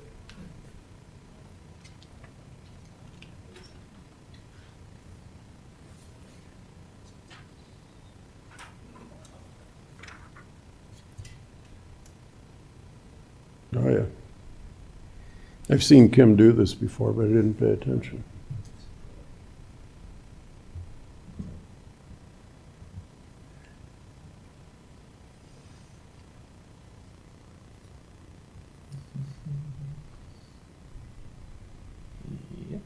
It is as difficult as it looks while you're sitting in the chairs.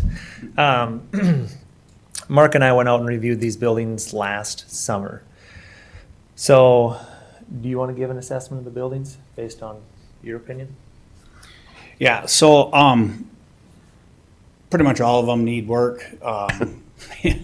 Some quite a bit more than others. I don't remember which buildings were actually moved onto the property however many years ago, but I mean, there's quite a bit of work. I mean, structurally, there was some work done to 4, is that right? 4. 4 was an old aircraft hangar from the airport that got moved out here. But they're all starting to show pretty significant wear, doors, concrete, some of the framing. So at some point in time, we're gonna have to do something, and there's also some, maybe some safety, some chemical concerns with the weed building, those aren't, they should be contained a little bit better, but yeah, they're all in pretty good need of repair. So what would come down and what would, Buildings number 2, 3, 4, and 5 would come down and be replaced by one structure. Buildings 1 and 7 were removed with the first project. okay, Mr. Chair. Yeah. Mark, based on kind of your comments about parking lot I, it needs to be replaced, but we could limp along for a little while. These need to be replaced. Does it have to be 2027? We could get by, but we're gonna have to start doing some work. Some of the sheeting as well on the exterior is starting to come off on some of them, so kind of just depend on how much money we want to stick into them just to get by, but none of them are quote unquote falling down. Okay. so where's the $4 million number come from? Is that an old number? I mean, That was a number that, I don't remember where Jacob ended up with his, but I actually ran those numbers with a general contractor, and it was really close to what current construction costs were. I think it was last fall we did that, so. okay. Great. Yes, I'd just throw in my 2 cents that I'm supportive of Jacob getting this project done. I think since we built the new highway building, we've had a vision for that space and how it was gonna come to full fruition, so I don't know that I'd wanna stop short of just getting it done. I can also, a macro vision on this building fund too, we're gonna have some major master campus planning projects going, so I think a 4 million sticker price here in this 27, 28 time period is gonna be nice to have gotten that done, because I could see if you got delayed a couple years, then all of a sudden, well, do you really need that? Because we gotta do the parking ramp and the new admin building, and we need a down payment on that. So I think we gotta get Jacob and the highway shop complete that vision out there and be done with it, and then we can pivot a lot of our focus of the building fund to the down payment on whatever big projects we're gonna do here. So that's just how I see the competing priorities and the staggering of the timeline. So we're gonna need to do it sometime, and I don't see things getting cheaper. So if it's got a $4 million price tag now, I think that's our big project of the year. So I'd be supportive of just proceeding with that. After this discussion, I would agree. Commissioner Benega, you got something? Yeah, it's really not a $4 million project. It's a $2.3 million project with the gravel pit revenue. Plus, the other thing is it's not related to property tax or general fund dollars.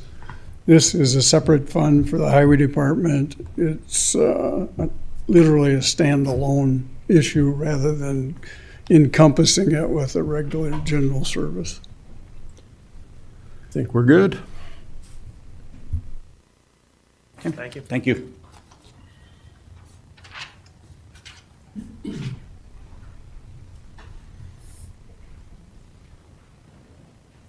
Thank you, Tom.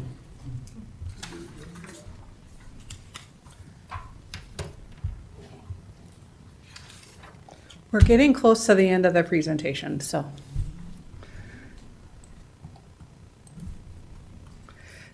We wanted to talk through high level on our debt service. We are not going to spend a lot of time on this.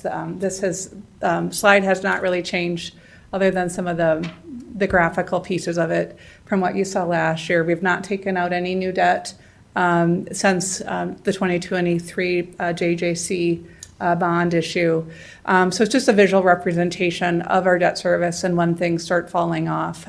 So we do have a decline in 2028 when the courthouse project is paid off, which is roughly a $900,000 debt service that will drop off. And then we're pretty much flat until 2037 when the jail bonds are paid off. So we have quite a delay, and then where you see dropping off from there are a handful of just other smaller bonds. This is just an itemized detail of what those bonds are. So they're levied in a couple of different areas. So the bond redemption or debt service fund, as we also refer to it, we have just under $8 million in debt service in that fund. That is solely funded with property taxes. So that's the courthouse addition admin parking lot from 2014. That was a refinance of an earlier bond. That's $904,000. That'll drop off after 2027. And then the jail's addition was $3.4 million. And then JJ3 is $3.6 million, which is where you get to that $8 million number. And then we have two pieces of debt, both the highway shop and equalization building projects. They were done in two different phases of bonding. That's just under $1.2 million, and that's serviced in the building fund based upon the buildings fund property tax levy. So when you see that property tax revenue for the building fund, that levy is what's repaying those two pieces of debt. Okay, so total debt service is just over $9.1 million for the 2027 budget.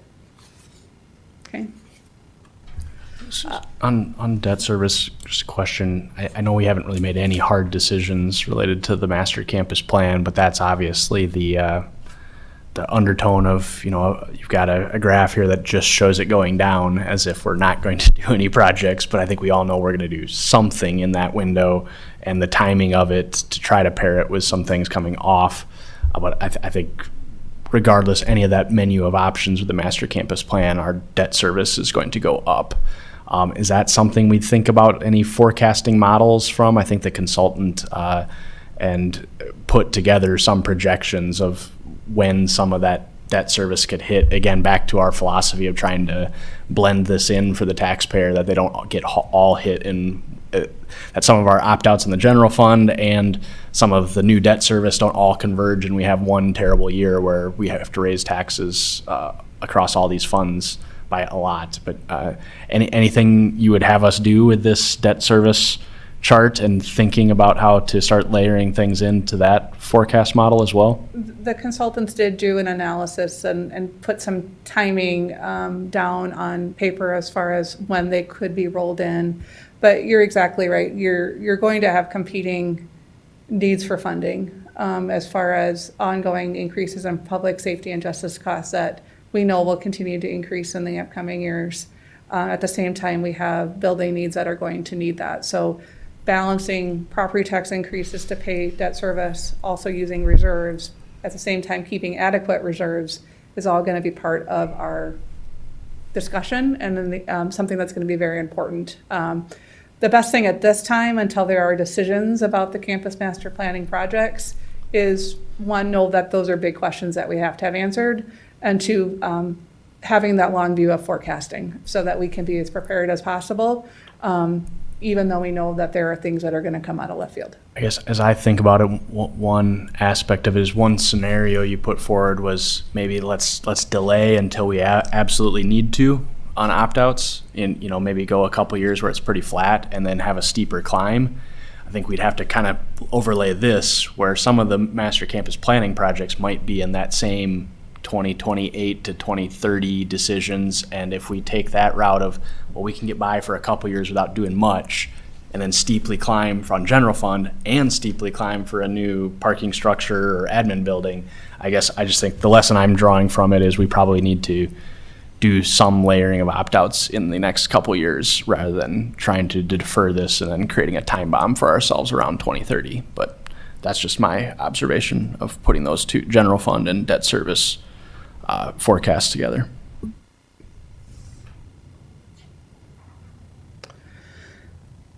We wanted to share with you the overall means of finance. This does not have details, but it does show all of our funds on this. So today we went through general fund, building fund, and debt service fund. What you'll see on the next meeting is we'll do a deeper dive on highway fund at that time. And so we've talked through cash applied and showed you those dollars on general fund. Building fund, the primary driver of their cash applied is that $4 million highway shop project, knowing that if that project were to be approved, there'd be that $1.6 million transferred in that would offset that.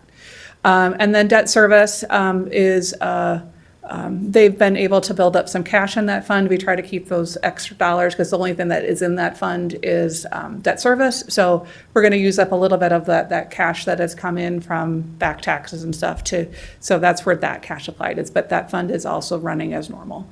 The rest of the funds, we don't plan to dive deeper in these meetings. If there are funds that you wanted to have us speak about, we certainly can. Just know library fund and your museum funds, and then Metro, the E911 money, those are all dollars that you would have discussions at joint meetings with the city of Sioux Falls. So we certainly can dive into those if there are questions on any of those funds. But in total, our total revenue is just over 128 million, with the expenses of 143, or just under 144 million. So a net cash applied of about 15.4 million. Okay.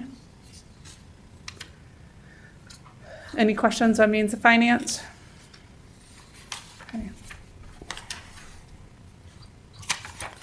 And then one of our last items that we wanted to run through were vehicles and outside agencies.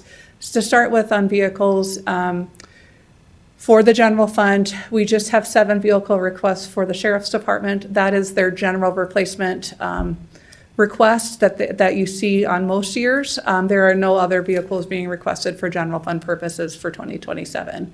And then highway has a number of vehicles that total just under $800,000 for the highway fund that would be funded with those dollars.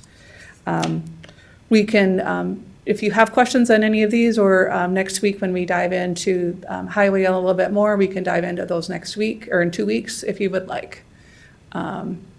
Any questions before we move forward? Okay.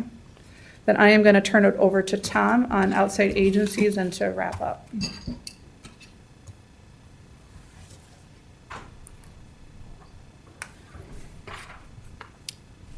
All right, so in terms of outside agencies, a lot of these look familiar.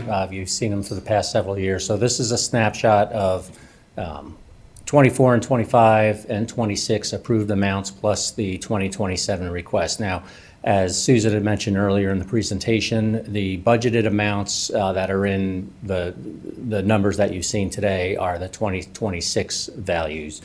We did not adjust for any of the requests. So anything above the 26 value, if you were to approve up to the amount requested, would be an addition to the budget numbers that you saw today. So just some broad comments about this. First off, the first 3 items, first 3 organizations all receive domestic violence funds, domestic abuse funds. generally about a little over $22,000 each. So any figures above that $22,333 comes from the general fund. So for example, Compass Center receives just the domestic abuse fund money, but Children's Home Shelter and Family Visitation both receive that domestic abuse fund allocation plus some additional general fund dollars. Some other things I want to highlight and point out here, one new ambulance, one of the rural services, MedStar, a request has been put in for that in the amount of $90,000. Wanted to point out that agribusiness, the Chamber of Commerce, has elected not to submit an application. We wanted to keep it on there for this year, just to provide awareness of it. And they did recommend if we were going to consider an allocation for them, that it would go to Forward Sioux Falls. And then the other item at the very bottom is a new one, Rural Office of Community Services Transit. You've heard from all these organizations over the past several months, most recently this morning, the ambulance services. You have not yet heard from Rural Office of Community Services. So that would be a decision of yours, whether you just want to review their packets or ask them to come in at a future meeting.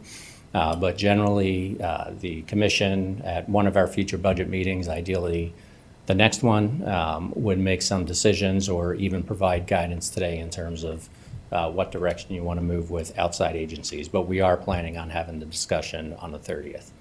So with that, I would just take any questions you have on the outside agency requests. Thank you, Tom. This is that less than 1% of our total budget that truly is the, other than the domestic abuse fund, the discretionary portion of what we spend. Commissioners, any thoughts, feelings on what you want to do with outside agency requests?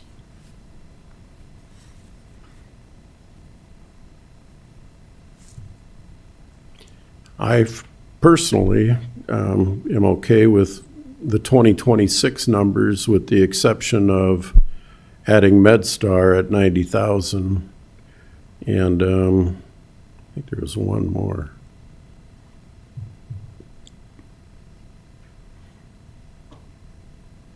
Must be it. I thought I had one more in my mind, but that would be it. I would also agree with that, accepting an additional appropriation for MedStar and maybe even taking a look at raising it from 90,000 across the board between Del Rapids, Garrett's, and Humboldt to that $100,000 that they're requesting. Open some conversation about that. Otherwise, I think we should leave it the same, and considering the increased costs of criminal justice and public safety, I don't know if we have a lot of wiggle room to adjust those numbers. Which one is that? These right here on the screen, the ambulance services. Oh yeah, I was referring to the out of all of them, considering increasing the ambulance services from $90,000 to $100,000.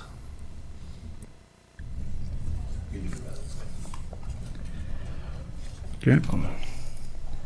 I guess I would just throw out there our history and tradition here on the ambulance services. We had just funded the nonprofit to this point, and I'm open to doing something with MedStar, but I think we have a history and a basis for why we would treat them differently. So I guess I'm open to a new formula for them that comes up with a number, but I don't know that I would give them the same amount or be in that same strata.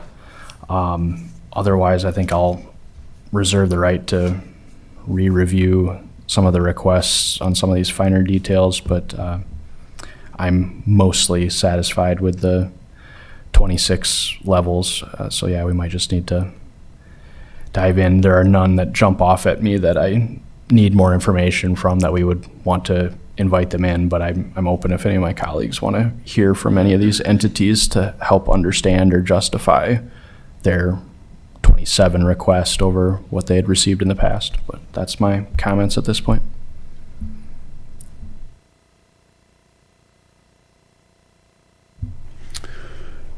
After I've looked at this over the weekend, I have to say I'm a little concerned about how much money we're using in quote cash applied to make this budget balance.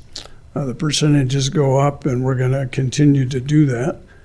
I think we're to the point from a bigger picture issue is to start talking about which department functions that we aren't required by state law to do and how we can make those work more economically or find a different way to fund those.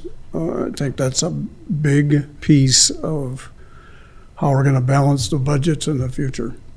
So I hate to do that, but frankly, I'm a little nervous about how we're going to get all this put together. And I was one of those people that started a long time ago where we didn't have enough cash. Budgets are one piece, but that's the whole issue of reality versus vision, and I think we're to that point. And obviously, public safety is not going to go away, and that's a priority for all of us, so that narrows down the choices. I think a lot of the community agencies that we support, the goal is to help decrease some of those costs where we can, but it's a difficult balance to find. I would lean towards being content with 2026 numbers, and I would second Joe's or Commissioner Kipley's comments about the funding formula, maybe looking at that for MedStar. Agree that we should do something, just not sure what that amount should be. So we can bring the same slide back next time with just update it a little, highlight those items for discussion, and obviously get direction from the commission. Okay, sounds good. All right, so if no other questions on outside agencies, just opening it up to kind of, this is the second to last slide. So just some guidance and direction, or obviously if you want to discuss amongst yourselves, I think one thing staff would appreciate is some direction on opt-out, or you can certainly just leave it and have the discussion on the 30th. But if you want a certain number plugged in for Susan to make adjustments to the presentation materials, we can do that. Remember that her recommendation that was provided earlier was 3.5 million. On personnel, you had an opportunity to hear from Ward Mattson today, but not the other departments. Don't know if you have guidance on personnel, but. Bring that screen up. Yep, which one? Personnel. What the requests were.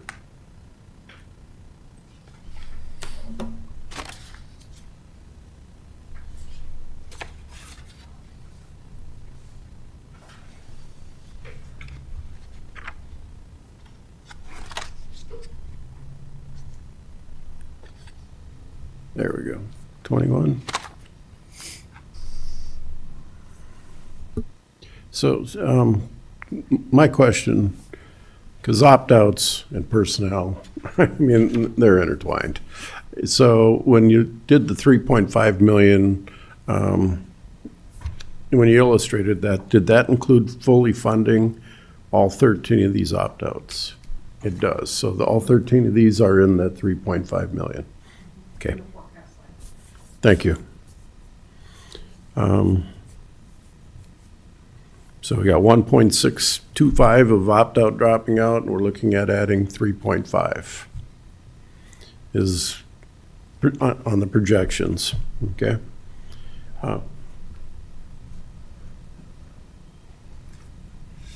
Just keep in mind when the 3.5, if you were to levy that,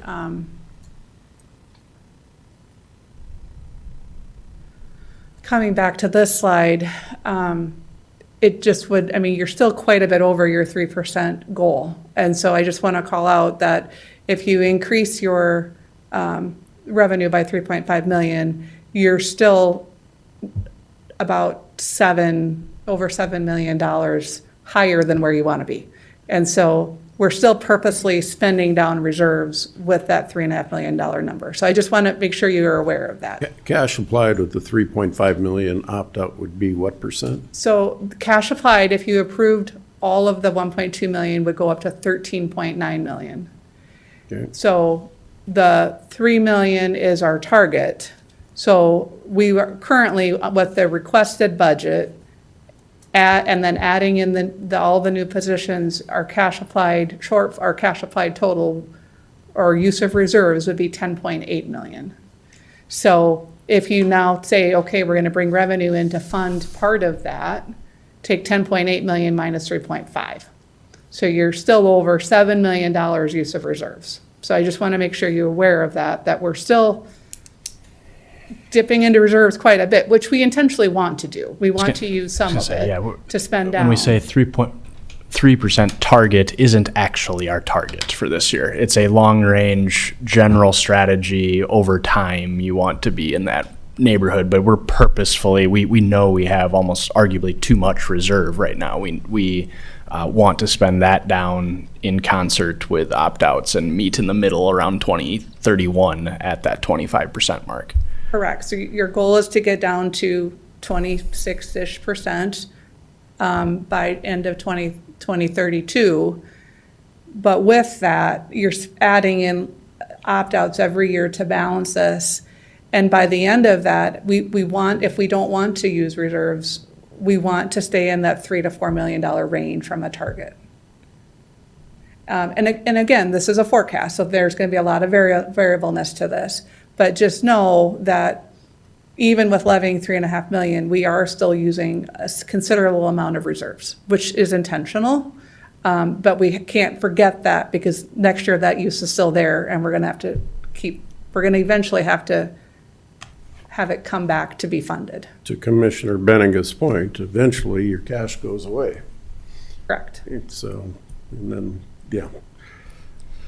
But yeah, the converse of that, though, is if we are sitting on a whole bunch of cash, is that fair to the taxpayer that we're raising? If all we did was, if we actually reached that target, if we got to 3% cash applied, that'd be what, a $8 million opt-out, to get there? I mean, we could make the numbers work, but is that fair to the taxpayer, or should we smooth it out and use a little bit extra reserve in these few years and raise taxes slowly? And that's been the request of the commission in prior budget cycles, is smoothness of opt-out, smoothness of tax increases, to not have significant increases for anybody. But you also have those taxpayers that had market value changes. They also have potentially escrows that have to get caught up. And so the goal is smoothness of tax increases for predictability reasons. We could not opt out for anything and leave the problem for the 2028 or 2029 commission, and they're going to be the bad guys with a $9 million opt-out, or whatever that number is. Yeah. And that's the goal with the forecasting for the commission, to know where we're headed, so that you have ample time to prepare and make decisions, so that we don't get back to this. This is where we want to avoid. Yeah. Can we go back to the personnel staffing request? If I could just kind of 16. rank order those, just because I'm going to be absent next time. So I guess the two that I would kind of rack and stack to the bottom that might just need better justification, I'm open to them. But all the investigator positions, I think those are very valuable positions. The public advocate, their investigator, that would be their first investigator. So they've been lagging behind the other two offices. I understand they're the smallest office, and proportionally they're always going to lag a little bit in some of these things, but they'd be just getting into the investigator world, whereas public defender and state's attorney have those resources. So I'd kind of single those two out as maybe needing a little bit more justification for why the incremental increase of one extra investigator when you already have some, I think, plural investigators in both cases. Just signaling to Tracy and Daniel, I guess, that it might be helpful to the board to hear further explanation on those. I guess I'm kind of signaling that I'm supportive of the other positions. Those would be kind of the two on a cut line for me if we're looking for any cuts in expenditures. And I know personnel is the driver of a lot of our budget. And so if there's any way to cut on that a little bit, I think we could at least have that dialogue next time. But those are the two that I singled out.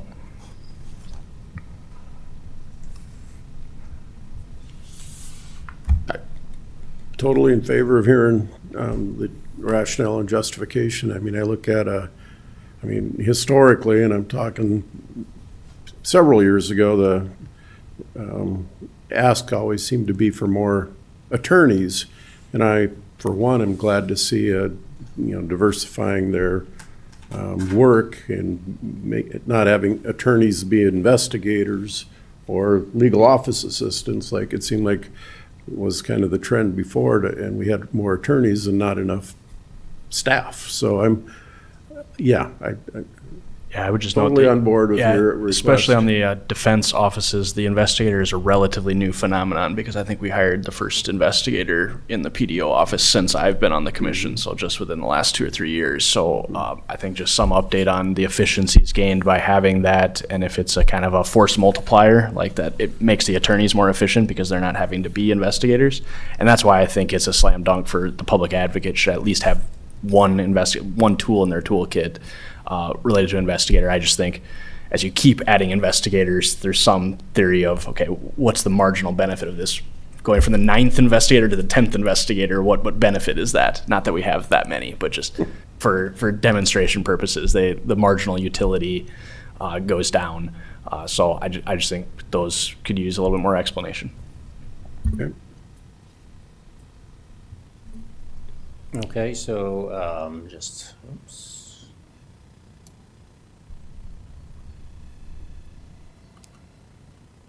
Yeah, so some guidance. Did you want to, going back to the opt-out, did you want us to look at a particular number just for budgeting purposes, or leave that to next meeting? I actually did have a question about opt-outs. And I do want to note that I do agree with Commissioner Kipley's statements. I'd like to see some further justification for those investigators. I don't know if this is probably a question for Susan. I'm looking at slide 8, the opt-out levy. 2026, it's $15.5 million, and it goes down in 27 to just under 3.9 million. And I just want to clarify that's the result of the $1.6 million opt-out expiring. Correct. And then part of this presentation here, we're looking at doing a $3.5 million opt-out. How much of that opt-out is it being proposed to actually levy? The 3.5 is in what we full. have being levied in the forecast. So of that 3.5, that would be new dollars being levied. Some of that is the replacement of the 1.625. So the net impact would not be the full 3.5. So in this scenario, obviously we've taken the 1,625,000 out, so the 3.5 would all come in. From a homeowner perspective, it's the net of those two numbers would be the impact on an increase in taxes for the taxpayer. Because the 1,625,000 is currently being levied. And I remember we did pass I believe it was a $1.5 million opt-out last year. How does that play into this vision? Is Yes. that currently being levied, or is that just for future use? So we currently actually have dollars back from the 2019 opt-out that was passed a number of commissions ago. So a $6.5 million opt-out passed in 2019, and we are only levying $5.878 million of that. So I believe that's the 622 left of that. And so the opt-outs that have been passed in recent year in 2034, 2023, 2024, and 2025, none of those have been levied. But we also knew that we had some special funding with ARPA funding covering different areas of our general fund, such as new positions, our UC, our unit control area, that was the isolation area in the jail, a number of things like that were being covered with ARPA that at the end of 24 went away. So we were trying to get prepared for those fundings to expire, and we're here. The 25 budget was the first year with no ARPA or any specialty grant funding covering those items. 26 and now 27, they're all in that era of we are where we are with knowing that those dollars are back to being fully funded by the taxpayers. So we would be levying opt-outs that were passed before. We wouldn't be levying from the opt-out we're approving, we'd be levying from prior opt-outs, and we'd be banking this Correct. opt-out for the future. Correct. And the rationale that the FAN committee made when they proposed that a few years ago was passing the opt-out before it was needed, so that if there was opposition within the commission or got referred to a vote in opposition within the community, that we had another year to get prepared for that, knowing that these expenses that we're facing as we go forward with public safety and justice, many of them are just not optional. That we're going to have to deal with those increases because of population changes and other things coming into our area, that those questions and those needs are not, very likely not going away. And so if opt-out is part of that solution and how we're going to fund this, we need to have a strategy to make sure that we're prepared. How many years have we done on prior opt-outs? 20, 25, 30? The one that just expired was 20 years. Oh, The there one it that is, okay. expires after 2032 is 20 years. The ones after that have all been 25 years. 25? You can, I think you can do up to like 99 years if you wanted to. I think the strategy of prior commissions has been maybe scenarios will change with property tax formulas and such, that gives the future commissions the opportunity to revisit the needs as they go forward. But that term limit would be something that the commission could decide. With the loss of purchasing power of an opt-out over time, I mean, going more than 25 years, really. I mean, you lose the CPI and all that, so you're not, by going much beyond that, you're really not helping a lot. You're not necessarily helping. Those expenses you're covering are going to continue growing with costs and inflation, where your revenue will stay flat. So year two, you're already behind. Yep. I personally am okay with having the discussion in July about a $3.5 million 25-year opt-out. Putting that on the agenda. Yes, I echo that as at least a starting point that we could pivot off of. One thing that I think I'd alluded to that would be a helpful, I think maybe you needed a little bit more guidance from us today before you could maybe bake in the assumptions into this, but back to that median priced home or $300,000 home, whatever kind of is our lodestar, to say if we're going to opt out this much or use this much cash applied, like if we're narrowing in on that, what is the effect on a home? And then I would add one other thing that I think we probably need to at least put on our timeline, if not address immediately, because I think it is less urgent. But when we see that effect on the average owner-occupied home, I think it'd be good to at least lay out the timeline of if we were going to consider Governor Roden's approach to a county sales tax of a fraction of a penny of up to half-cent sales tax, what impact that would have, a countervailing force to that owner-occupied taxpayer, just to lay facts on the table and knowing that I think we have until September to make a decision on a county option sales tax to go into effect in January, and that has its own implications for implementation and things like that. But I think that'd be something interesting to juxtapose of if we're going to be raising property taxes, do we actually have a tool in the toolkit that could bring those down by some fraction? But just having transparency of when those deadlines are compared to when the budget is due.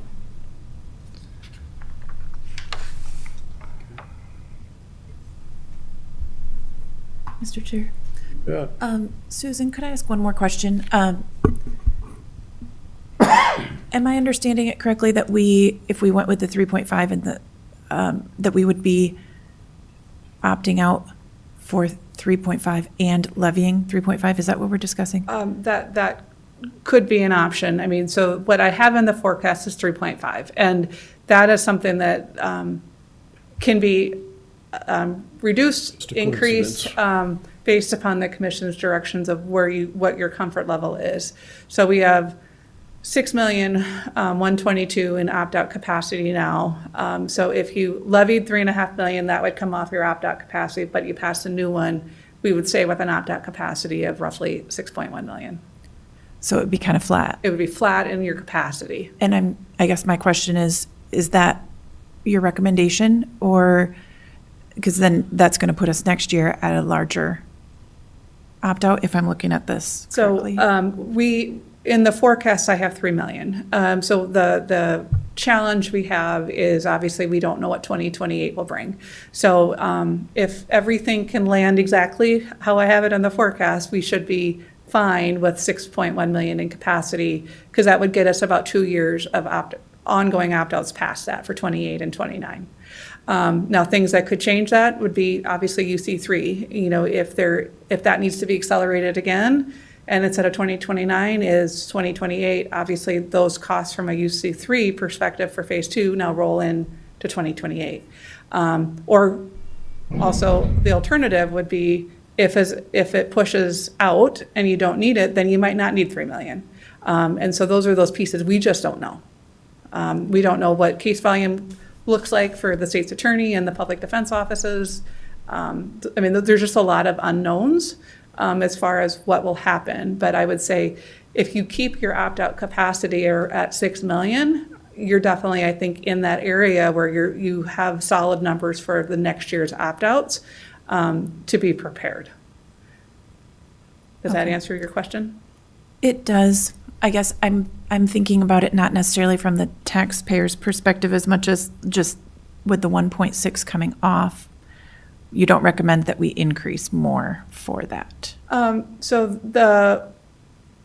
I mean, you've explained it, I guess. Yeah, You've done a good job. I'm just trying to make sure I'm understanding it correctly. The opt-out that has expired is already baked into what you've seen today. So if you levy that 3.5 million, as I indicated, that 1.625, 20 years later is now roughly 2.7. So essentially, we're just replacing it at today's number plus an additional 800,000 of opt-out that we're levying. So it is going to help us get prepared for that cliff of our reserves getting down to our levels where we want them to be, but it is a step to get there. That makes sense? It does. Thank you. I live in the world of frequency and severity as far as insurance goes, and when you look at, a 6.5 versus 3 or 3 and, over several years, the frequency makes more sense than the severity of a larger opt-out and the potential impact. And quite honestly, there's always the potential for it being referred, and boy, who do we let out of jail? So, yeah, because it truly comes back to public safety. So, Mr. Chair, I do have one additional question. It's a follow-up on Commissioner Bleinberg's question. I'm looking at 2024, 25, and 26. It appears we levied an opt-out of a little over $15.5 million. Looking at 2027, how much would if we levy the $3.5 million, how much would we be levying of opt-outs? Math in my head is always dangerous, so I have to grab my calculator, but. It'd be over 17 million though. Yeah. Roughly. So, so if you take this 13.8 plus 3.5, so that's roughly 17.3. Hopefully my math in my head is decent. Yeah, I think you're about right there.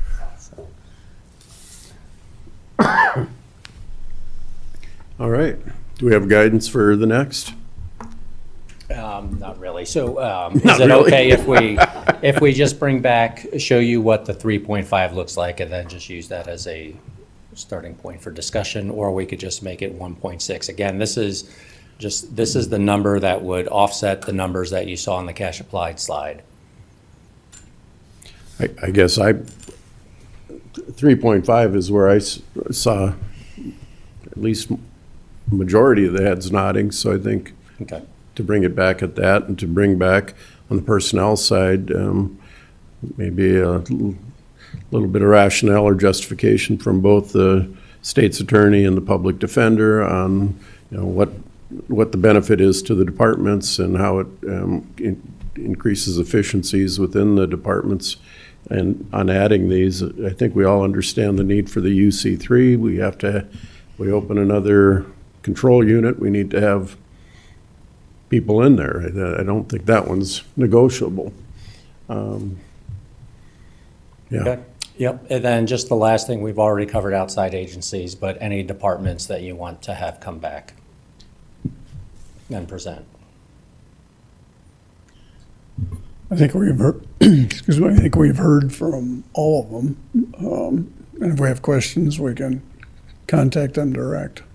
All right, so I promise this is the last slide. So the next meeting is June 30th. Chair, we had that scheduled for following the commission meeting, but just wanted to revisit the timing on it. Do you want to stick with that, or would you prefer this 2 o'clock in the afternoon? Any objection to 2? Or do you want to go right after the commission meeting? Which one? Right after. Right after? Excuse me. Rip that Band-Aid off. Let's do it all at once. All right. Okay, and then, so this will be the agenda that you see next time. We'll be meeting after the conclusion of the June 30th commission meeting. Okay. So that's all we have for today. All right. Now we have the opportunity for public comment. Anybody want to address the commission on any non-agenda item? All right. Look for a motion to adjourn. So moved. Motion is second. All those in favor say aye. Aye. Opposed, same sign. We are adjourned.